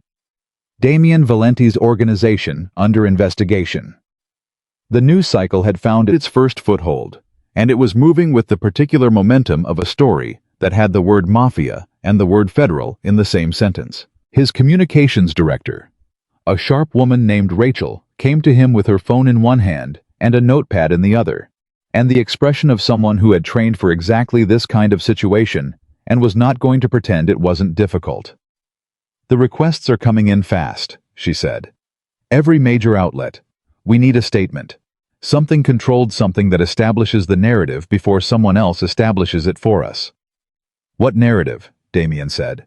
That you cooperated, she said simply. That when you discovered what Victor had been doing, you took it directly to federal authorities. That the crimes committed in your name were committed without your knowledge or authorization. She paused. It's the truth. It needs to be said publicly and clearly before a different version of it takes hold. Draft something, he said. I already have. She held out the notepad. He read it. It was clean, factual, and said the necessary things without saying anything that wasn't true. He made 2 changes. He removed a line that read like legal protection and replaced it with something more direct, and he added at the end a single sentence that Rachel had not included. She read the addition and looked up at him. This part, she said carefully. The investigation will establish the full scope of what occurred, including actions taken in connection with the deaths of Daniel Carter and Antonio Valenti. You're naming your father. Yes, he said. That's going to raise questions about... I know what questions it raises, he said. Put it in. She held his gaze for a moment. Then she wrote it in. The statement went out at 2 p.m. By 3 p.m., Daniel Carter's name was on every major news site in Chicago. By 4 p.m., it had reached Springfield, where Daniel Carter had grown up and coached soccer and called his mother every Sunday and been quietly erased from the world by a man who needed him gone. Damien knew this because Lillian told him. She had been watching her phone from the medical room, Samuel beside her. Dr. Reyes checking in every hour with the disciplined attention of a man who had decided that his patient leaving was not something he was going to facilitate, and she called Damien at 4:17 p.m. with a voice that was doing something complicated and not entirely succeeding at managing it. His name is everywhere, she said. My father's name. Yes, Damien said. There are people from Springfield commenting, people who knew him, his old colleagues, She stopped, restarted. His soccer team, the one he coached. 3 of them are adults now. One of them wrote that he always wondered what happened to Coach Carter. Damien said nothing for a moment. He understood that this was not a moment that needed a response. It was a moment that needed to be witnessed. How was real, Lillian said. And what was in her voice was not grief. She had been carrying grief for 17 years and had built a relationship with it that was more complicated than simple sadness. What was in her voice was something rawer and more recent. The specific emotion of a person whose private loss has just been publicly confirmed to have mattered. To other people. He was real to other people, and they remembered him, and they never knew what happened to him. They'll know now, Damien said. A silence. Then, thank you, said quietly, plainly, without performance. Don't thank me, he said. You're the reason any of this happened. He stopped, reconsidered. I did what I should have done a long time ago. That's not the same as deserving thanks. She was quiet for a moment. Then, it's not the same, no, but I'm saying it anyway. At 6 p.m., Victor Morelli's attorney issued a statement. Damien read it in his office. It was precise, carefully constructed, and entirely predictable. Victor was denying the charges. Victor was characterizing the financial records as the result of organizational decisions made collaboratively and with full knowledge and authorization of Damien Valenti. Victor was suggesting that the timing of Damien's cooperation with federal authorities was itself evidence of an attempt to preemptively redirect investigative attention. Damien set his phone down. He looked at the wall. Then he called Helena. I saw it, she said before he could speak. It's a defensive position. Expected. It will not hold against the documentation, but it will create noise in the short term. He's going to try to bury me with him, Damien said. He's going to try, Helena agreed. The difference between trying and succeeding is the evidentiary record, which is extensive, which you helped build. She paused. There is one element I want to discuss with you. Victor's attorney specifically references a series of meetings between you and Victor from 2016 through 2018, in which, according to Victor's account, certain operational decisions were discussed and approved. Which meetings? Damien said. Helena gave him 3 dates. He recognized them. Quarterly reviews. The kind of meetings that happened every year, financial performance summaries, structural assessments, strategic planning. The kind of meetings where Victor presented the details, and Damien approved the direction, and nobody examined the footnotes because the footnotes were Victor's domain. He's going to characterize your approval of those quarterly reviews as authorization of the underlying activities, Helena said. And what actually happened in those meetings? Damien said. That's exactly the question Reyes is going to need answered, Helena said. Do you have any documentation from those meetings? Notes, agendas? Anything in your own record that shows what was presented to you versus what was actually occurring? Damien thought. I thought about 3 dates in 2016, 2017, 2018. He thought about the way those meetings had run, Victor presenting, Damien asking strategic questions, the conversation flowing along the surface of things that Victor had arranged to look exactly as they needed to look. But I had a habit. A personal habit that he had never formalized, never told anyone about, because it was not the kind of thing that needed to be shared.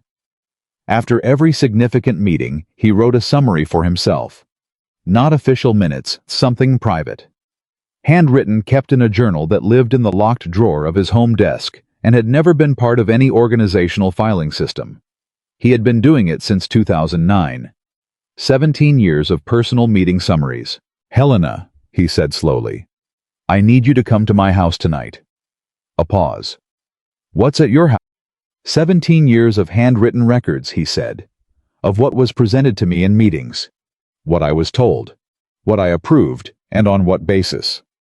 He stood up. "If Victor wants to argue that I authorized what he was doing, I need you to see what I actually wrote down at the time."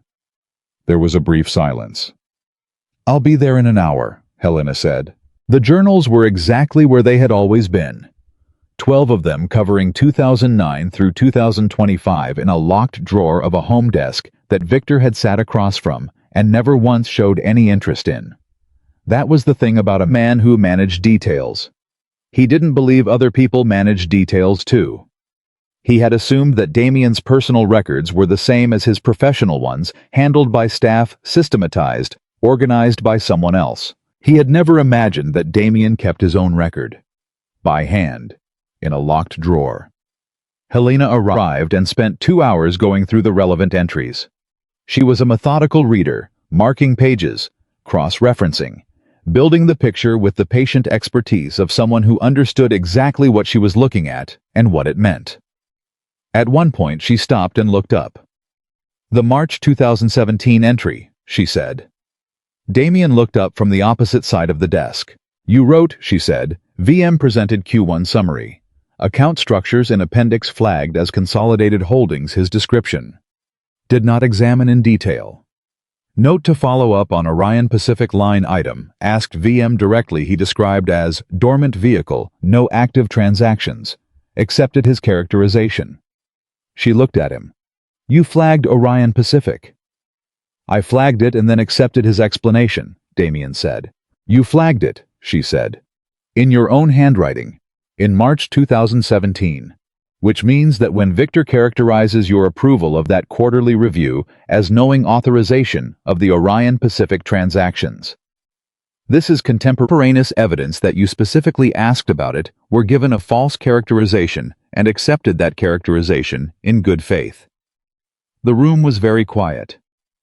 "That's not exoneration," Damien said carefully. "No," Helena said. "It's not. But it's the difference between a man who knowingly authorized crimes and a man who was systematically deceived by someone he trusted." She closed the journal. "Damien, this is significant. This changes the shape of what Reyes is going to find when he examines the full record." Damien looked at the journal. At his own handwriting in 2017, his 44-year-old self sitting at this same desk, making a note to follow up on a line item, and then trusting the man beside him enough to let the follow-up get buried under the next thing and the thing after that. "Give everything to Reyes," he said. "All 12 journals. Tonight." Helena looked at him.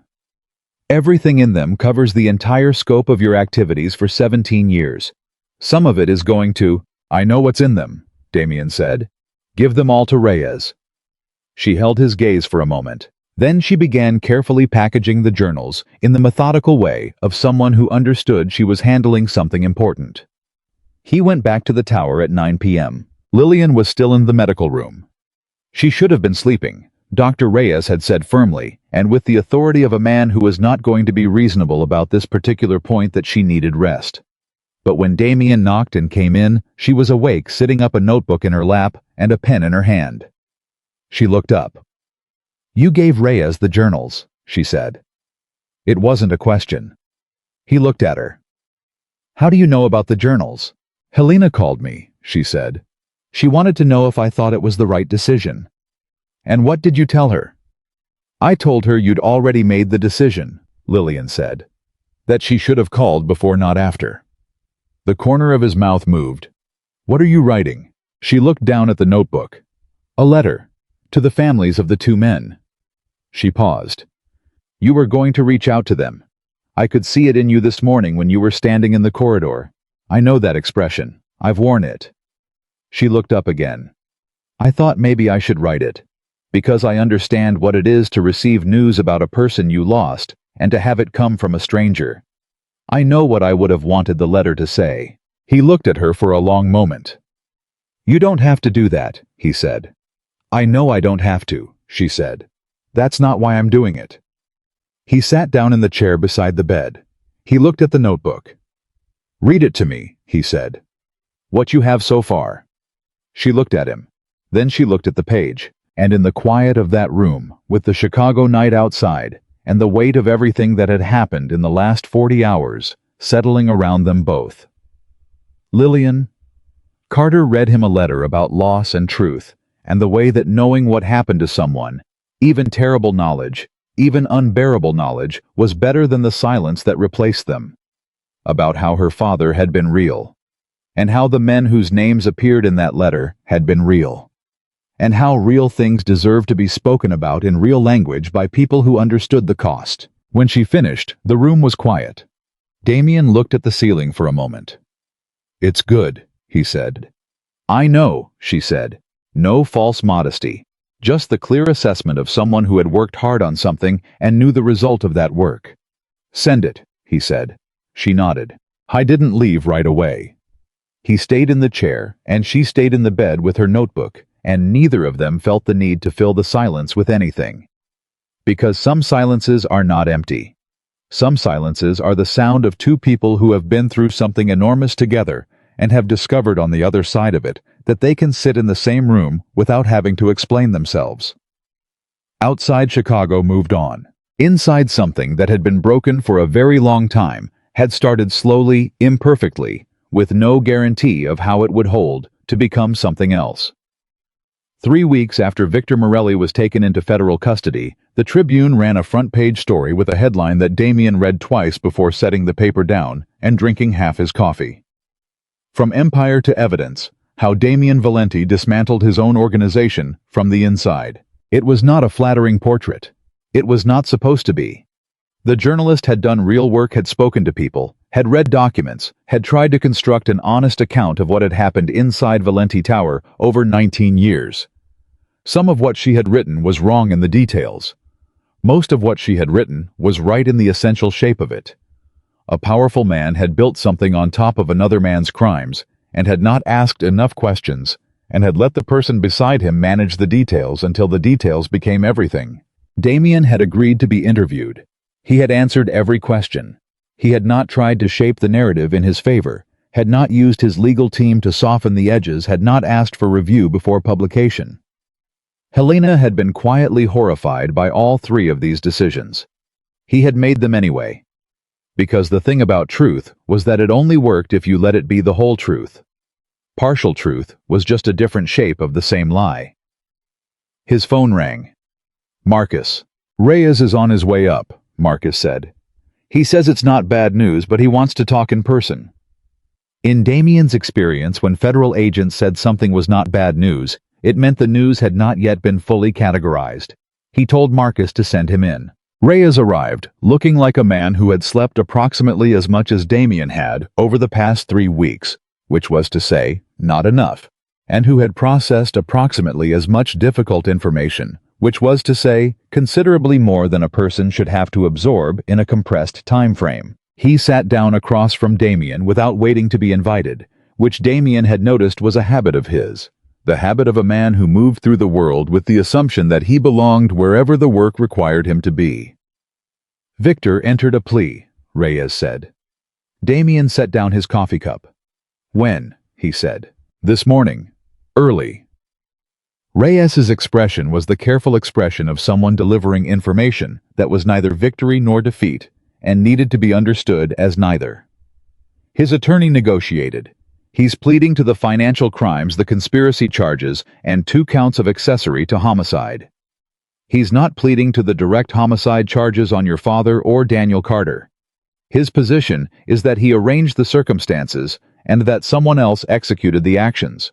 That's a distinction he's making to reduce his sentence," Damien said. "Yes," Reyes said. It's also technically legally accurate in the way that the law understands these things, which is not the same as morally accurate, but the law and morality don't always share a zip code. Damien was quiet for a moment. He thought about the distinction Victor was drawing, the careful lawyered separation between orchestrating a death and performing one, between building the machine and pulling the trigger. It was the last version of the same thing Victor had done his entire career. Finding the position that preserved maximum protection with minimum exposure. "What does the plea mean for sentencing?" Damien asked. "Significant reduction in the maximum," Reyes said.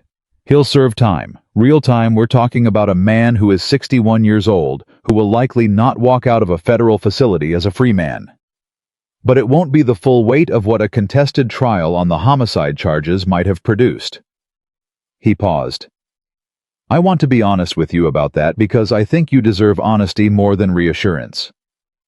"I appreciate that," Damien said. "The financial crimes conviction alone carries consequences that will follow him for the rest of his life."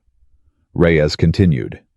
"The civil exposure from the families, the Carter family and your family as the estate of Antonio Valenti, is significant and will outlast the criminal case."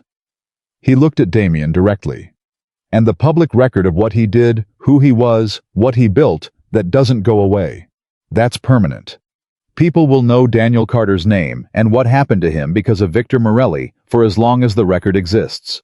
Damien thought about Lillian, about what that meant to her, about whether she would call it enough. "Have you told Lillian?" he asked. "She's my next call," Reyes said.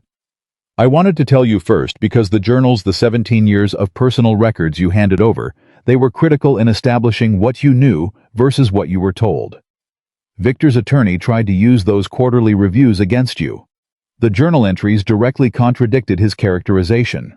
"Helena told me," Damien said. "What she may not have told you," Reyes said, "is what those journals meant to the investigation beyond your own case. The contemporaneous documentation of how information was presented to you. Filtered, controlled, shaped. It gave us a precise map of how Victor maintained operational separation. How he kept you clean while using your name. 17 years of your own handwriting recording in real time what you were and weren't told." He paused. "That's unusual. That level of personal record keeping. Most people in your position don't do that." "I did it because I didn't trust my memory," Damien said. "When you make a lot of decisions, the details blur. I wanted to know what I actually thought at the time, not what I remembered thinking." Reyes looked at him for a moment with an expression that Damien couldn't quite categorize. "That habit," Reyes said, "may have saved you from a great deal more than you know." He stood. He extended his hand. Damien shook it. "This isn't over," Reyes said. "There are still proceedings. Your cooperation requirements continue through the trial phase even with the plea, and the civil matters will run for years." "I know," Damien said. "But the immediate chapter—" Reyes stopped. He looked like he was deciding something. "Then, what you did at 5 in the morning when you called me and handed me everything. I've been doing this work for 18 years. People in your position don't make that call. Not ever. Not without something in it for them." He met Damien's eyes. "I spent the first week trying to find what was in it for you." "And," Damien said. "Nothing," Reyes said. "I found nothing in it for you except cost." He picked up his jacket. "I don't know exactly what that means about you, but it's not nothing." He left. Damien sat with that for a moment. Then he picked up his phone and called Lillian. She answered on the second ring. He could hear in the background the specific ambient sound of her new apartment, the one she had moved into 2 weeks ago, 3 blocks from Samuel's place in a neighborhood that was ordinary and safe and had absolutely nothing to do with Valenti Tower. Samuel had found it for her. She had furnished it herself slowly, with the deliberate attention of someone who was for the first time in 5 years building a space that belonged to Lillian Carter and not to anyone else. "I know," she said before he could speak. "Reyes called me on the way to you." "He called you first," Damien said. "Yes," she said. "He did." There was something in her voice that was not quite what he had expected. Not the relief he had anticipated, not the anger, not the grief. Something quieter and more difficult and more real. "Are you all right?" he said. A pause. The kind that meant the answer was complicated. "I thought I would feel different," she said. "When it was settled. I spent so many years imagining this moment when there was a verdict, when there was a consequence, when the record officially said what happened to my father. I thought I would feel—" She stopped. "I don't know what I thought I would feel. Something definitive. Something that closed." "And instead," he said. "Instead, I feel like he's still gone," she said. "Which is obvious. I know that's obvious. But knowing something and feeling it are different things, and I suppose I thought that justice would feel more like resolution and less like grief with a different shape." Damien said nothing for a moment. He understood what she was describing. Not because he had arrived at the same place, his relationship with what had happened to his father was still something he was navigating, something that was going to take considerably longer than 3 weeks to find its edges, but because he recognized the specific quality of what she was naming. The way that answers didn't cancel loss. They just told you what the loss was for. "Your father filed that complaint in 2015, Damien said. "And the record is going to show that he was right, that he did the right thing, that what happened to him was a crime and not an abandonment." He paused. "That's not nothing, Lillian." "No," she said. Her voice was steadier. "It's not nothing." Another pause. "The families of those 2 men, the ones you—" She stopped, started again. "I sent the letters 3 days ago. One of them wrote back." Damien went still. "What did she say?" he asked. "She said she had spent 11 years hating your name," Lillian said. "She said her husband, the man her husband had been before everything happened, had been someone she couldn't match to the version of events that was given to her. That nothing added up. And that the letter somehow made the parts fit together, even though the fitting together was devastating." A pause. "She said she didn't forgive you. She said she needed me to tell you that clearly, that she wasn't writing to offer forgiveness." "No," Damien said. "She shouldn't." "She said she was writing because knowing was better than not knowing," Lillian said. "Even terrible knowing. And she thought you should understand that she knew." The weight of that settled into the room around him. He absorbed it the way it needed to be absorbed completely, without deflection, without the comfortable buffer of justification. She knew. A woman in some part of this city, or some other city, knew what had happened to her husband, and knew who had been the instrument of it, even if not the architect.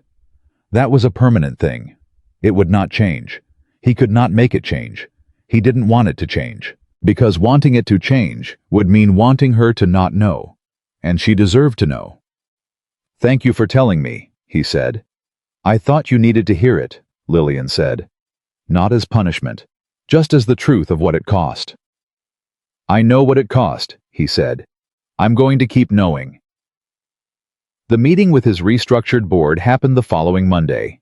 Of the 7 people who had comprised his senior leadership, 3 were gone, either implicated in Victor's activities cooperating separately with federal investigators, or simply unable to sustain their positions under the weight of the scrutiny. The remaining 4 were in the conference room when Damien arrived along with Helena and a financial restructuring consultant named James Fowler, who had spent 20 years unwinding complicated organizational situations, and who had been in his private assessment of this one visibly impressed by the scope of what Victor had constructed. Damien laid out the plan directly. No preamble, no management of the room. The legitimate holdings, the real estate, the consulting businesses, the investment vehicles that had actually functioned as what they claimed to be, were going to be restructured, audited independently, and operated with a level of transparency that would have been incompatible with the organization's previous culture. Some of them would survive, some would not. The ones that could not demonstrate clean operation would be wound down. The employees, the hundreds of people who worked in these businesses and had nothing to do with what Victor had built in the shadows, would be protected through the transition. Their severance, their benefits, their references. That was not negotiable. "The shape of what we've been is going to change significantly," Damien said. "I want everyone in this room to understand that I'm not trying to preserve the previous version of this organization under a different structure. What existed before is not what I'm interested in maintaining." What I'm interested in is whether what remains after everything that doesn't belong is removed can operate as something worth continuing." The room was quiet. Marcus, who was there not as head of security, but as the person Damien trusted most in any room, said, "And if what remains isn't enough to build from, then we close what can't survive ethically, and we close it honestly," Damien said. "That's not a failure. That's the only responsible outcome if that's where the process leads." One of the remaining board members, a man named Gerald, who had been with the organization for 8 years, and who had Damien had confirmed no connection to Victor's network, leaned forward. "What about you? After all of this, the investigation, the public exposure, the plea, what does your future in any of this actually look like?" It was the question everyone in the room wanted to ask, and only Gerald had asked. Damien looked at him. "Uncertain," he said, "which is the most accurate answer I can give you." He looked around the table. "I've spent 15 years in a position of complete control. I've spent the last 3 weeks understanding what I built that control on top of. The two things are related. I'm not going to pretend otherwise." He paused. "What my future looks like depends significantly on what I do with what I know now. And what I know now is that power that doesn't ask questions isn't power. It's just undisturbed momentum." The meeting lasted 3 hours. When it ended, Fowler shook Damien's hand and said quietly that in his professional experience, the organizations that survived these moments were the ones led by people who said the word uncertain without flinching. Most people in Damien's position couldn't say it. Damien thanked him. He went to his office. He sat down at his desk, the same desk, 32nd floor, the same Chicago visible through the same window, and he opened the bottom left drawer and looked at the space where the envelope had been. Lillian's envelope. He had transferred its contents to Reyes 3 weeks ago and had never put anything else in that drawer. He closed it. He called her on a Thursday afternoon, 6 weeks after the night. It had all started on an impulse that he recognized as an impulse and didn't bother to rationalize into something more controlled. "I want to buy you dinner," he said. "Not in the tower, not anywhere connected to anything, just dinner." A pause. "That's a significant departure from our professional relationship," she said. "We don't have a professional relationship anymore," he said. "You don't work for me. You haven't worked for me since approximately the moment I found out you never actually worked for me." "I worked very hard," she said. "I organized a tremendous amount of documentation." "You organized documentation about my organization while secretly dismantling it," he said. "That's not quite the same thing as administrative support." He heard her exhale. Something in the exhale that was not quite a laugh, but lived in the same neighborhood. "Dinner," she said. "Yes." "Why?" she said. And it was the same question she had asked him in the parking garage, not challenging, genuinely asking. She had a habit of asking the real question directly. He was starting to understand that this was simply how she moved through the world. "Because you spent 2 years in my orbit watching who I was and deciding what it meant," he said. "And I spent 48 hours in a crisis with you watching who you were. And I think we should eat a meal together without either of us being in danger or managing a federal investigation." Another pause. Longer. "All right," she said. "Saturday," he said. "Saturday," she agreed. Saturday came with the particular quality of a late autumn evening in Chicago. The air cold enough to mean it. The city lit up in the specific way it lit up when the temperature dropped, and people moved through it more purposefully. They ate at a small Italian place on the near north side that had nothing to do with Damien's history, chosen specifically for that reason. It was not a comfortable dinner in the way that easy things were comfortable. It was comfortable in the way that honest things were with weight in it, and silences that neither of them felt the need to fill, and the occasional moment where something true surfaced in the conversation without being announced. She told him about her father. Not the investigation, not the evidence. She had given all of that to Reyes, and would give it again at trial. She told him about the man. The Sunday calls to his mother. The soccer team. The way he made breakfast on Saturday mornings with a level of investment that the meal did not objectively require, but that he brought to it anyway, because he was the kind of person who brought that quality to things. Damien listened without performing listening. He just listened. She asked him about his father. He told her what he remembered, not the business, not the empire, but the actual man. Antonio Valenti had been in Damien's childhood memory. Someone who laughed loudly at things that struck him as genuinely funny and went completely silent at things that struck him as genuinely important. He had taught Damien chess at age 8 and had not let him win a single game until Damien actually won one at age 11, after which Antonio had shaken his hand across the board with the gravity of a man recognizing something real. "He would have been very unhappy with some of my choices," Damien said. "Yes," Lillian said, not softening it, just agreeing. "He would have been—" Damien stopped, reconsidered. "I think he would have understood this month what I chose to do with the information." He paused. "I think he would have thought it was right, even with the cost." "I think my father would have understood it too," Lillian said. "He was the kind of person who believed the cost of doing the wrong thing was higher than the cost of doing the right one. He proved that with the complaint." A pause.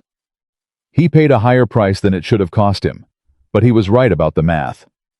Damien looked at her across the table. "What do you do now?" he said. "Now that you're Lillian Carter again. Now that the 17 years of working toward this have produced an outcome. What comes after the thing you built your life around?" She looked at her glass for a moment. "I've been thinking about that," she said. "The federal witness protection offer, I turned it down. The threat level is considered manageable now that Victor is in custody and his network is being dismantled. I don't need to disappear again." She looked up. "I've been thinking about law school." "Law," he said. "Financial crime specifically," she said. "I spent 2 years collecting evidence that most trained investigators would have struggled to compile. I did it without credentials, without institutional support, without anyone knowing what I was doing." She paused. "I think I would be useful with credentials. With the ability to do what I did through channels that don't require building a false identity and infiltrating a criminal organization." "That seems like an accurate assessment," Damien said. "Uncle Samuel thinks I'm understating it," she said. The warmth in her voice when she said Samuel's name was the specific warmth of the only family she had left. "He's probably right," Damien said. She smiled.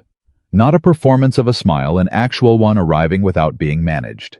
He had seen it twice before, once in the hospital room when Samuel had walked in, and once when she had read him the letter. It was the kind of smile that a person produced when they had forgotten briefly to carry the weight they usually carried. He found sitting across from it that it was the most honest-looking thing he had encountered in a very long time. "I want to say something," she said, "and I want you to let me say it without arguing with it." "All right," he said. "What you did, the journals, the call to Reyes, the statement that named my father, the letter that went to those families, you didn't have to do any of it at the level you did it. You could have cooperated minimally. You could have handed over Victor and protected the rest. You could have managed the outcome the way powerful people manage outcomes." She held his gaze. "You didn't.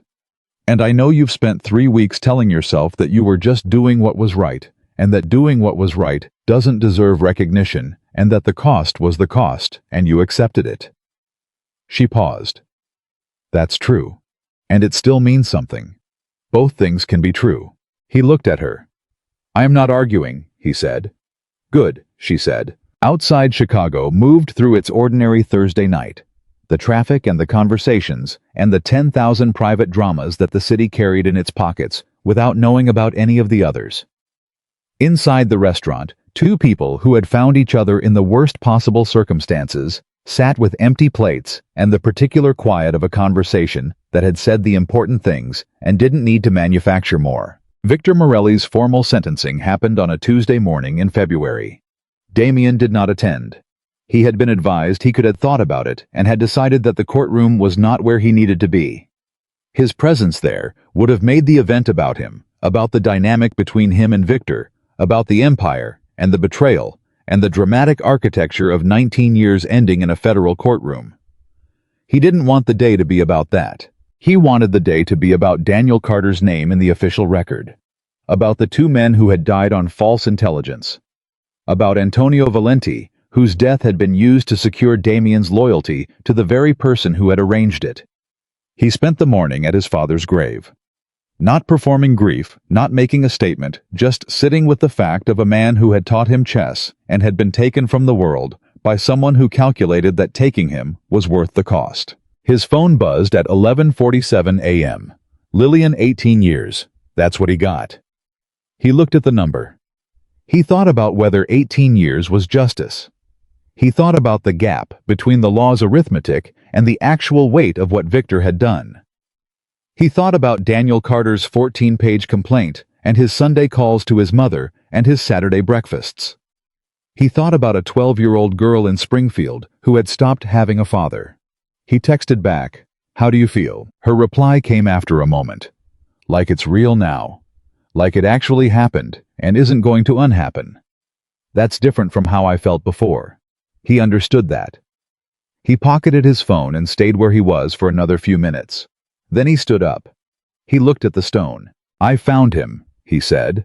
Not to the stone, not to the absence, just to the fact of his father, which persisted regardless of where Damien was standing when he addressed it. It took 19 years, and I needed a 29-year-old woman to hand me the evidence, and I missed things I should have caught a long time ago. But I found him. He stood there. "I'm sorry it took this long," he said. "I should have been asking questions earlier." "You would have been asking questions earlier." He put his hands in his pockets and looked at the Chicago sky. February, pale, wide, and cold and indifferent in the way that open sky was always indifferent to the specific weight of what happened beneath it. Then he walked away from the grave and got in his car and drove back into the city that he had spent 15 years believing he controlled and was now learning for the first time to simply live in. 6 months later, Lillian Carter started her first semester of law school. She called Damien the night before orientation with the specific energy of someone who was nervous and was managing it by talking faster than usual. "I keep thinking I should feel ready," she said. "I've been working toward this for—" "You've been working toward what came before this," he said. "This is actually different. It's allowed to feel different." A pause. "That's annoyingly reasonable." "I know," he said. "Are you—" She stopped. Started again. "Are you all right?"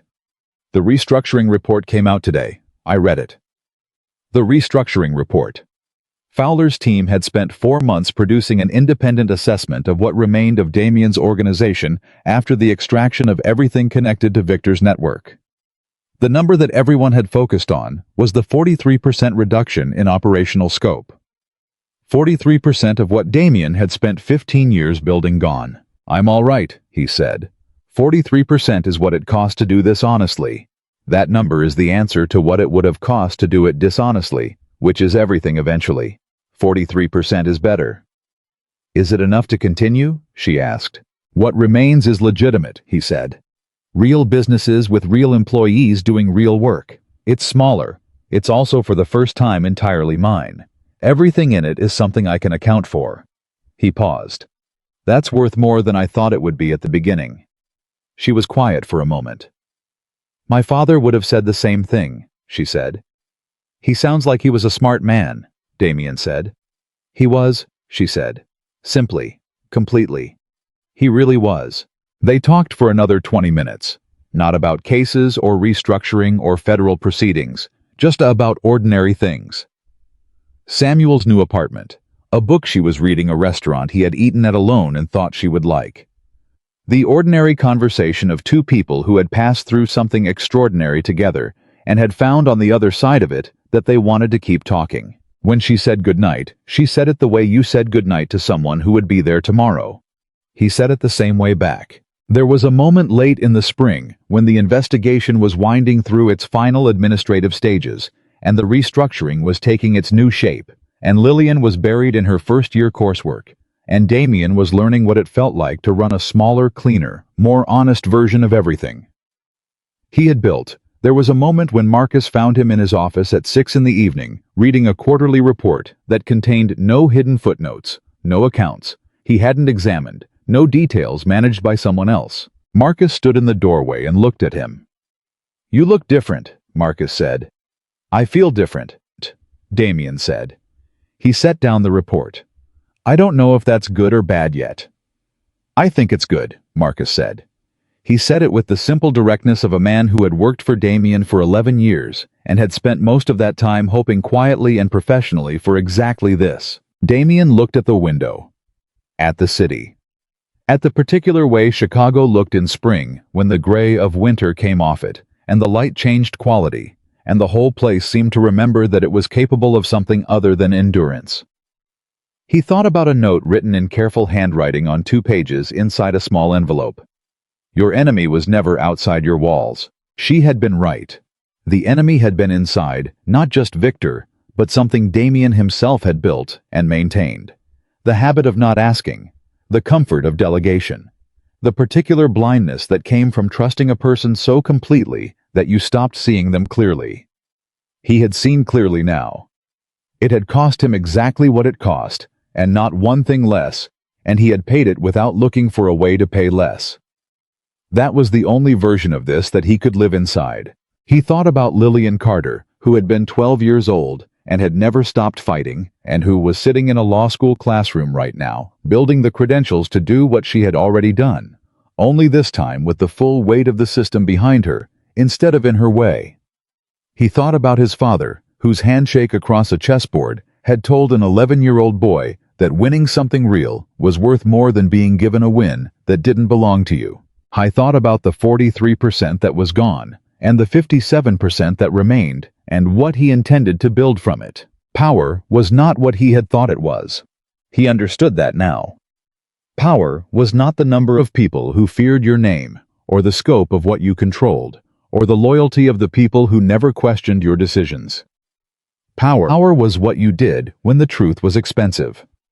Power was whether you could look at the full cost of what was right and choose it anyway, without flinching and without asking for credit. By that measure, Damien Valenti was for the first time in 15 years exactly as powerful as he intended to be.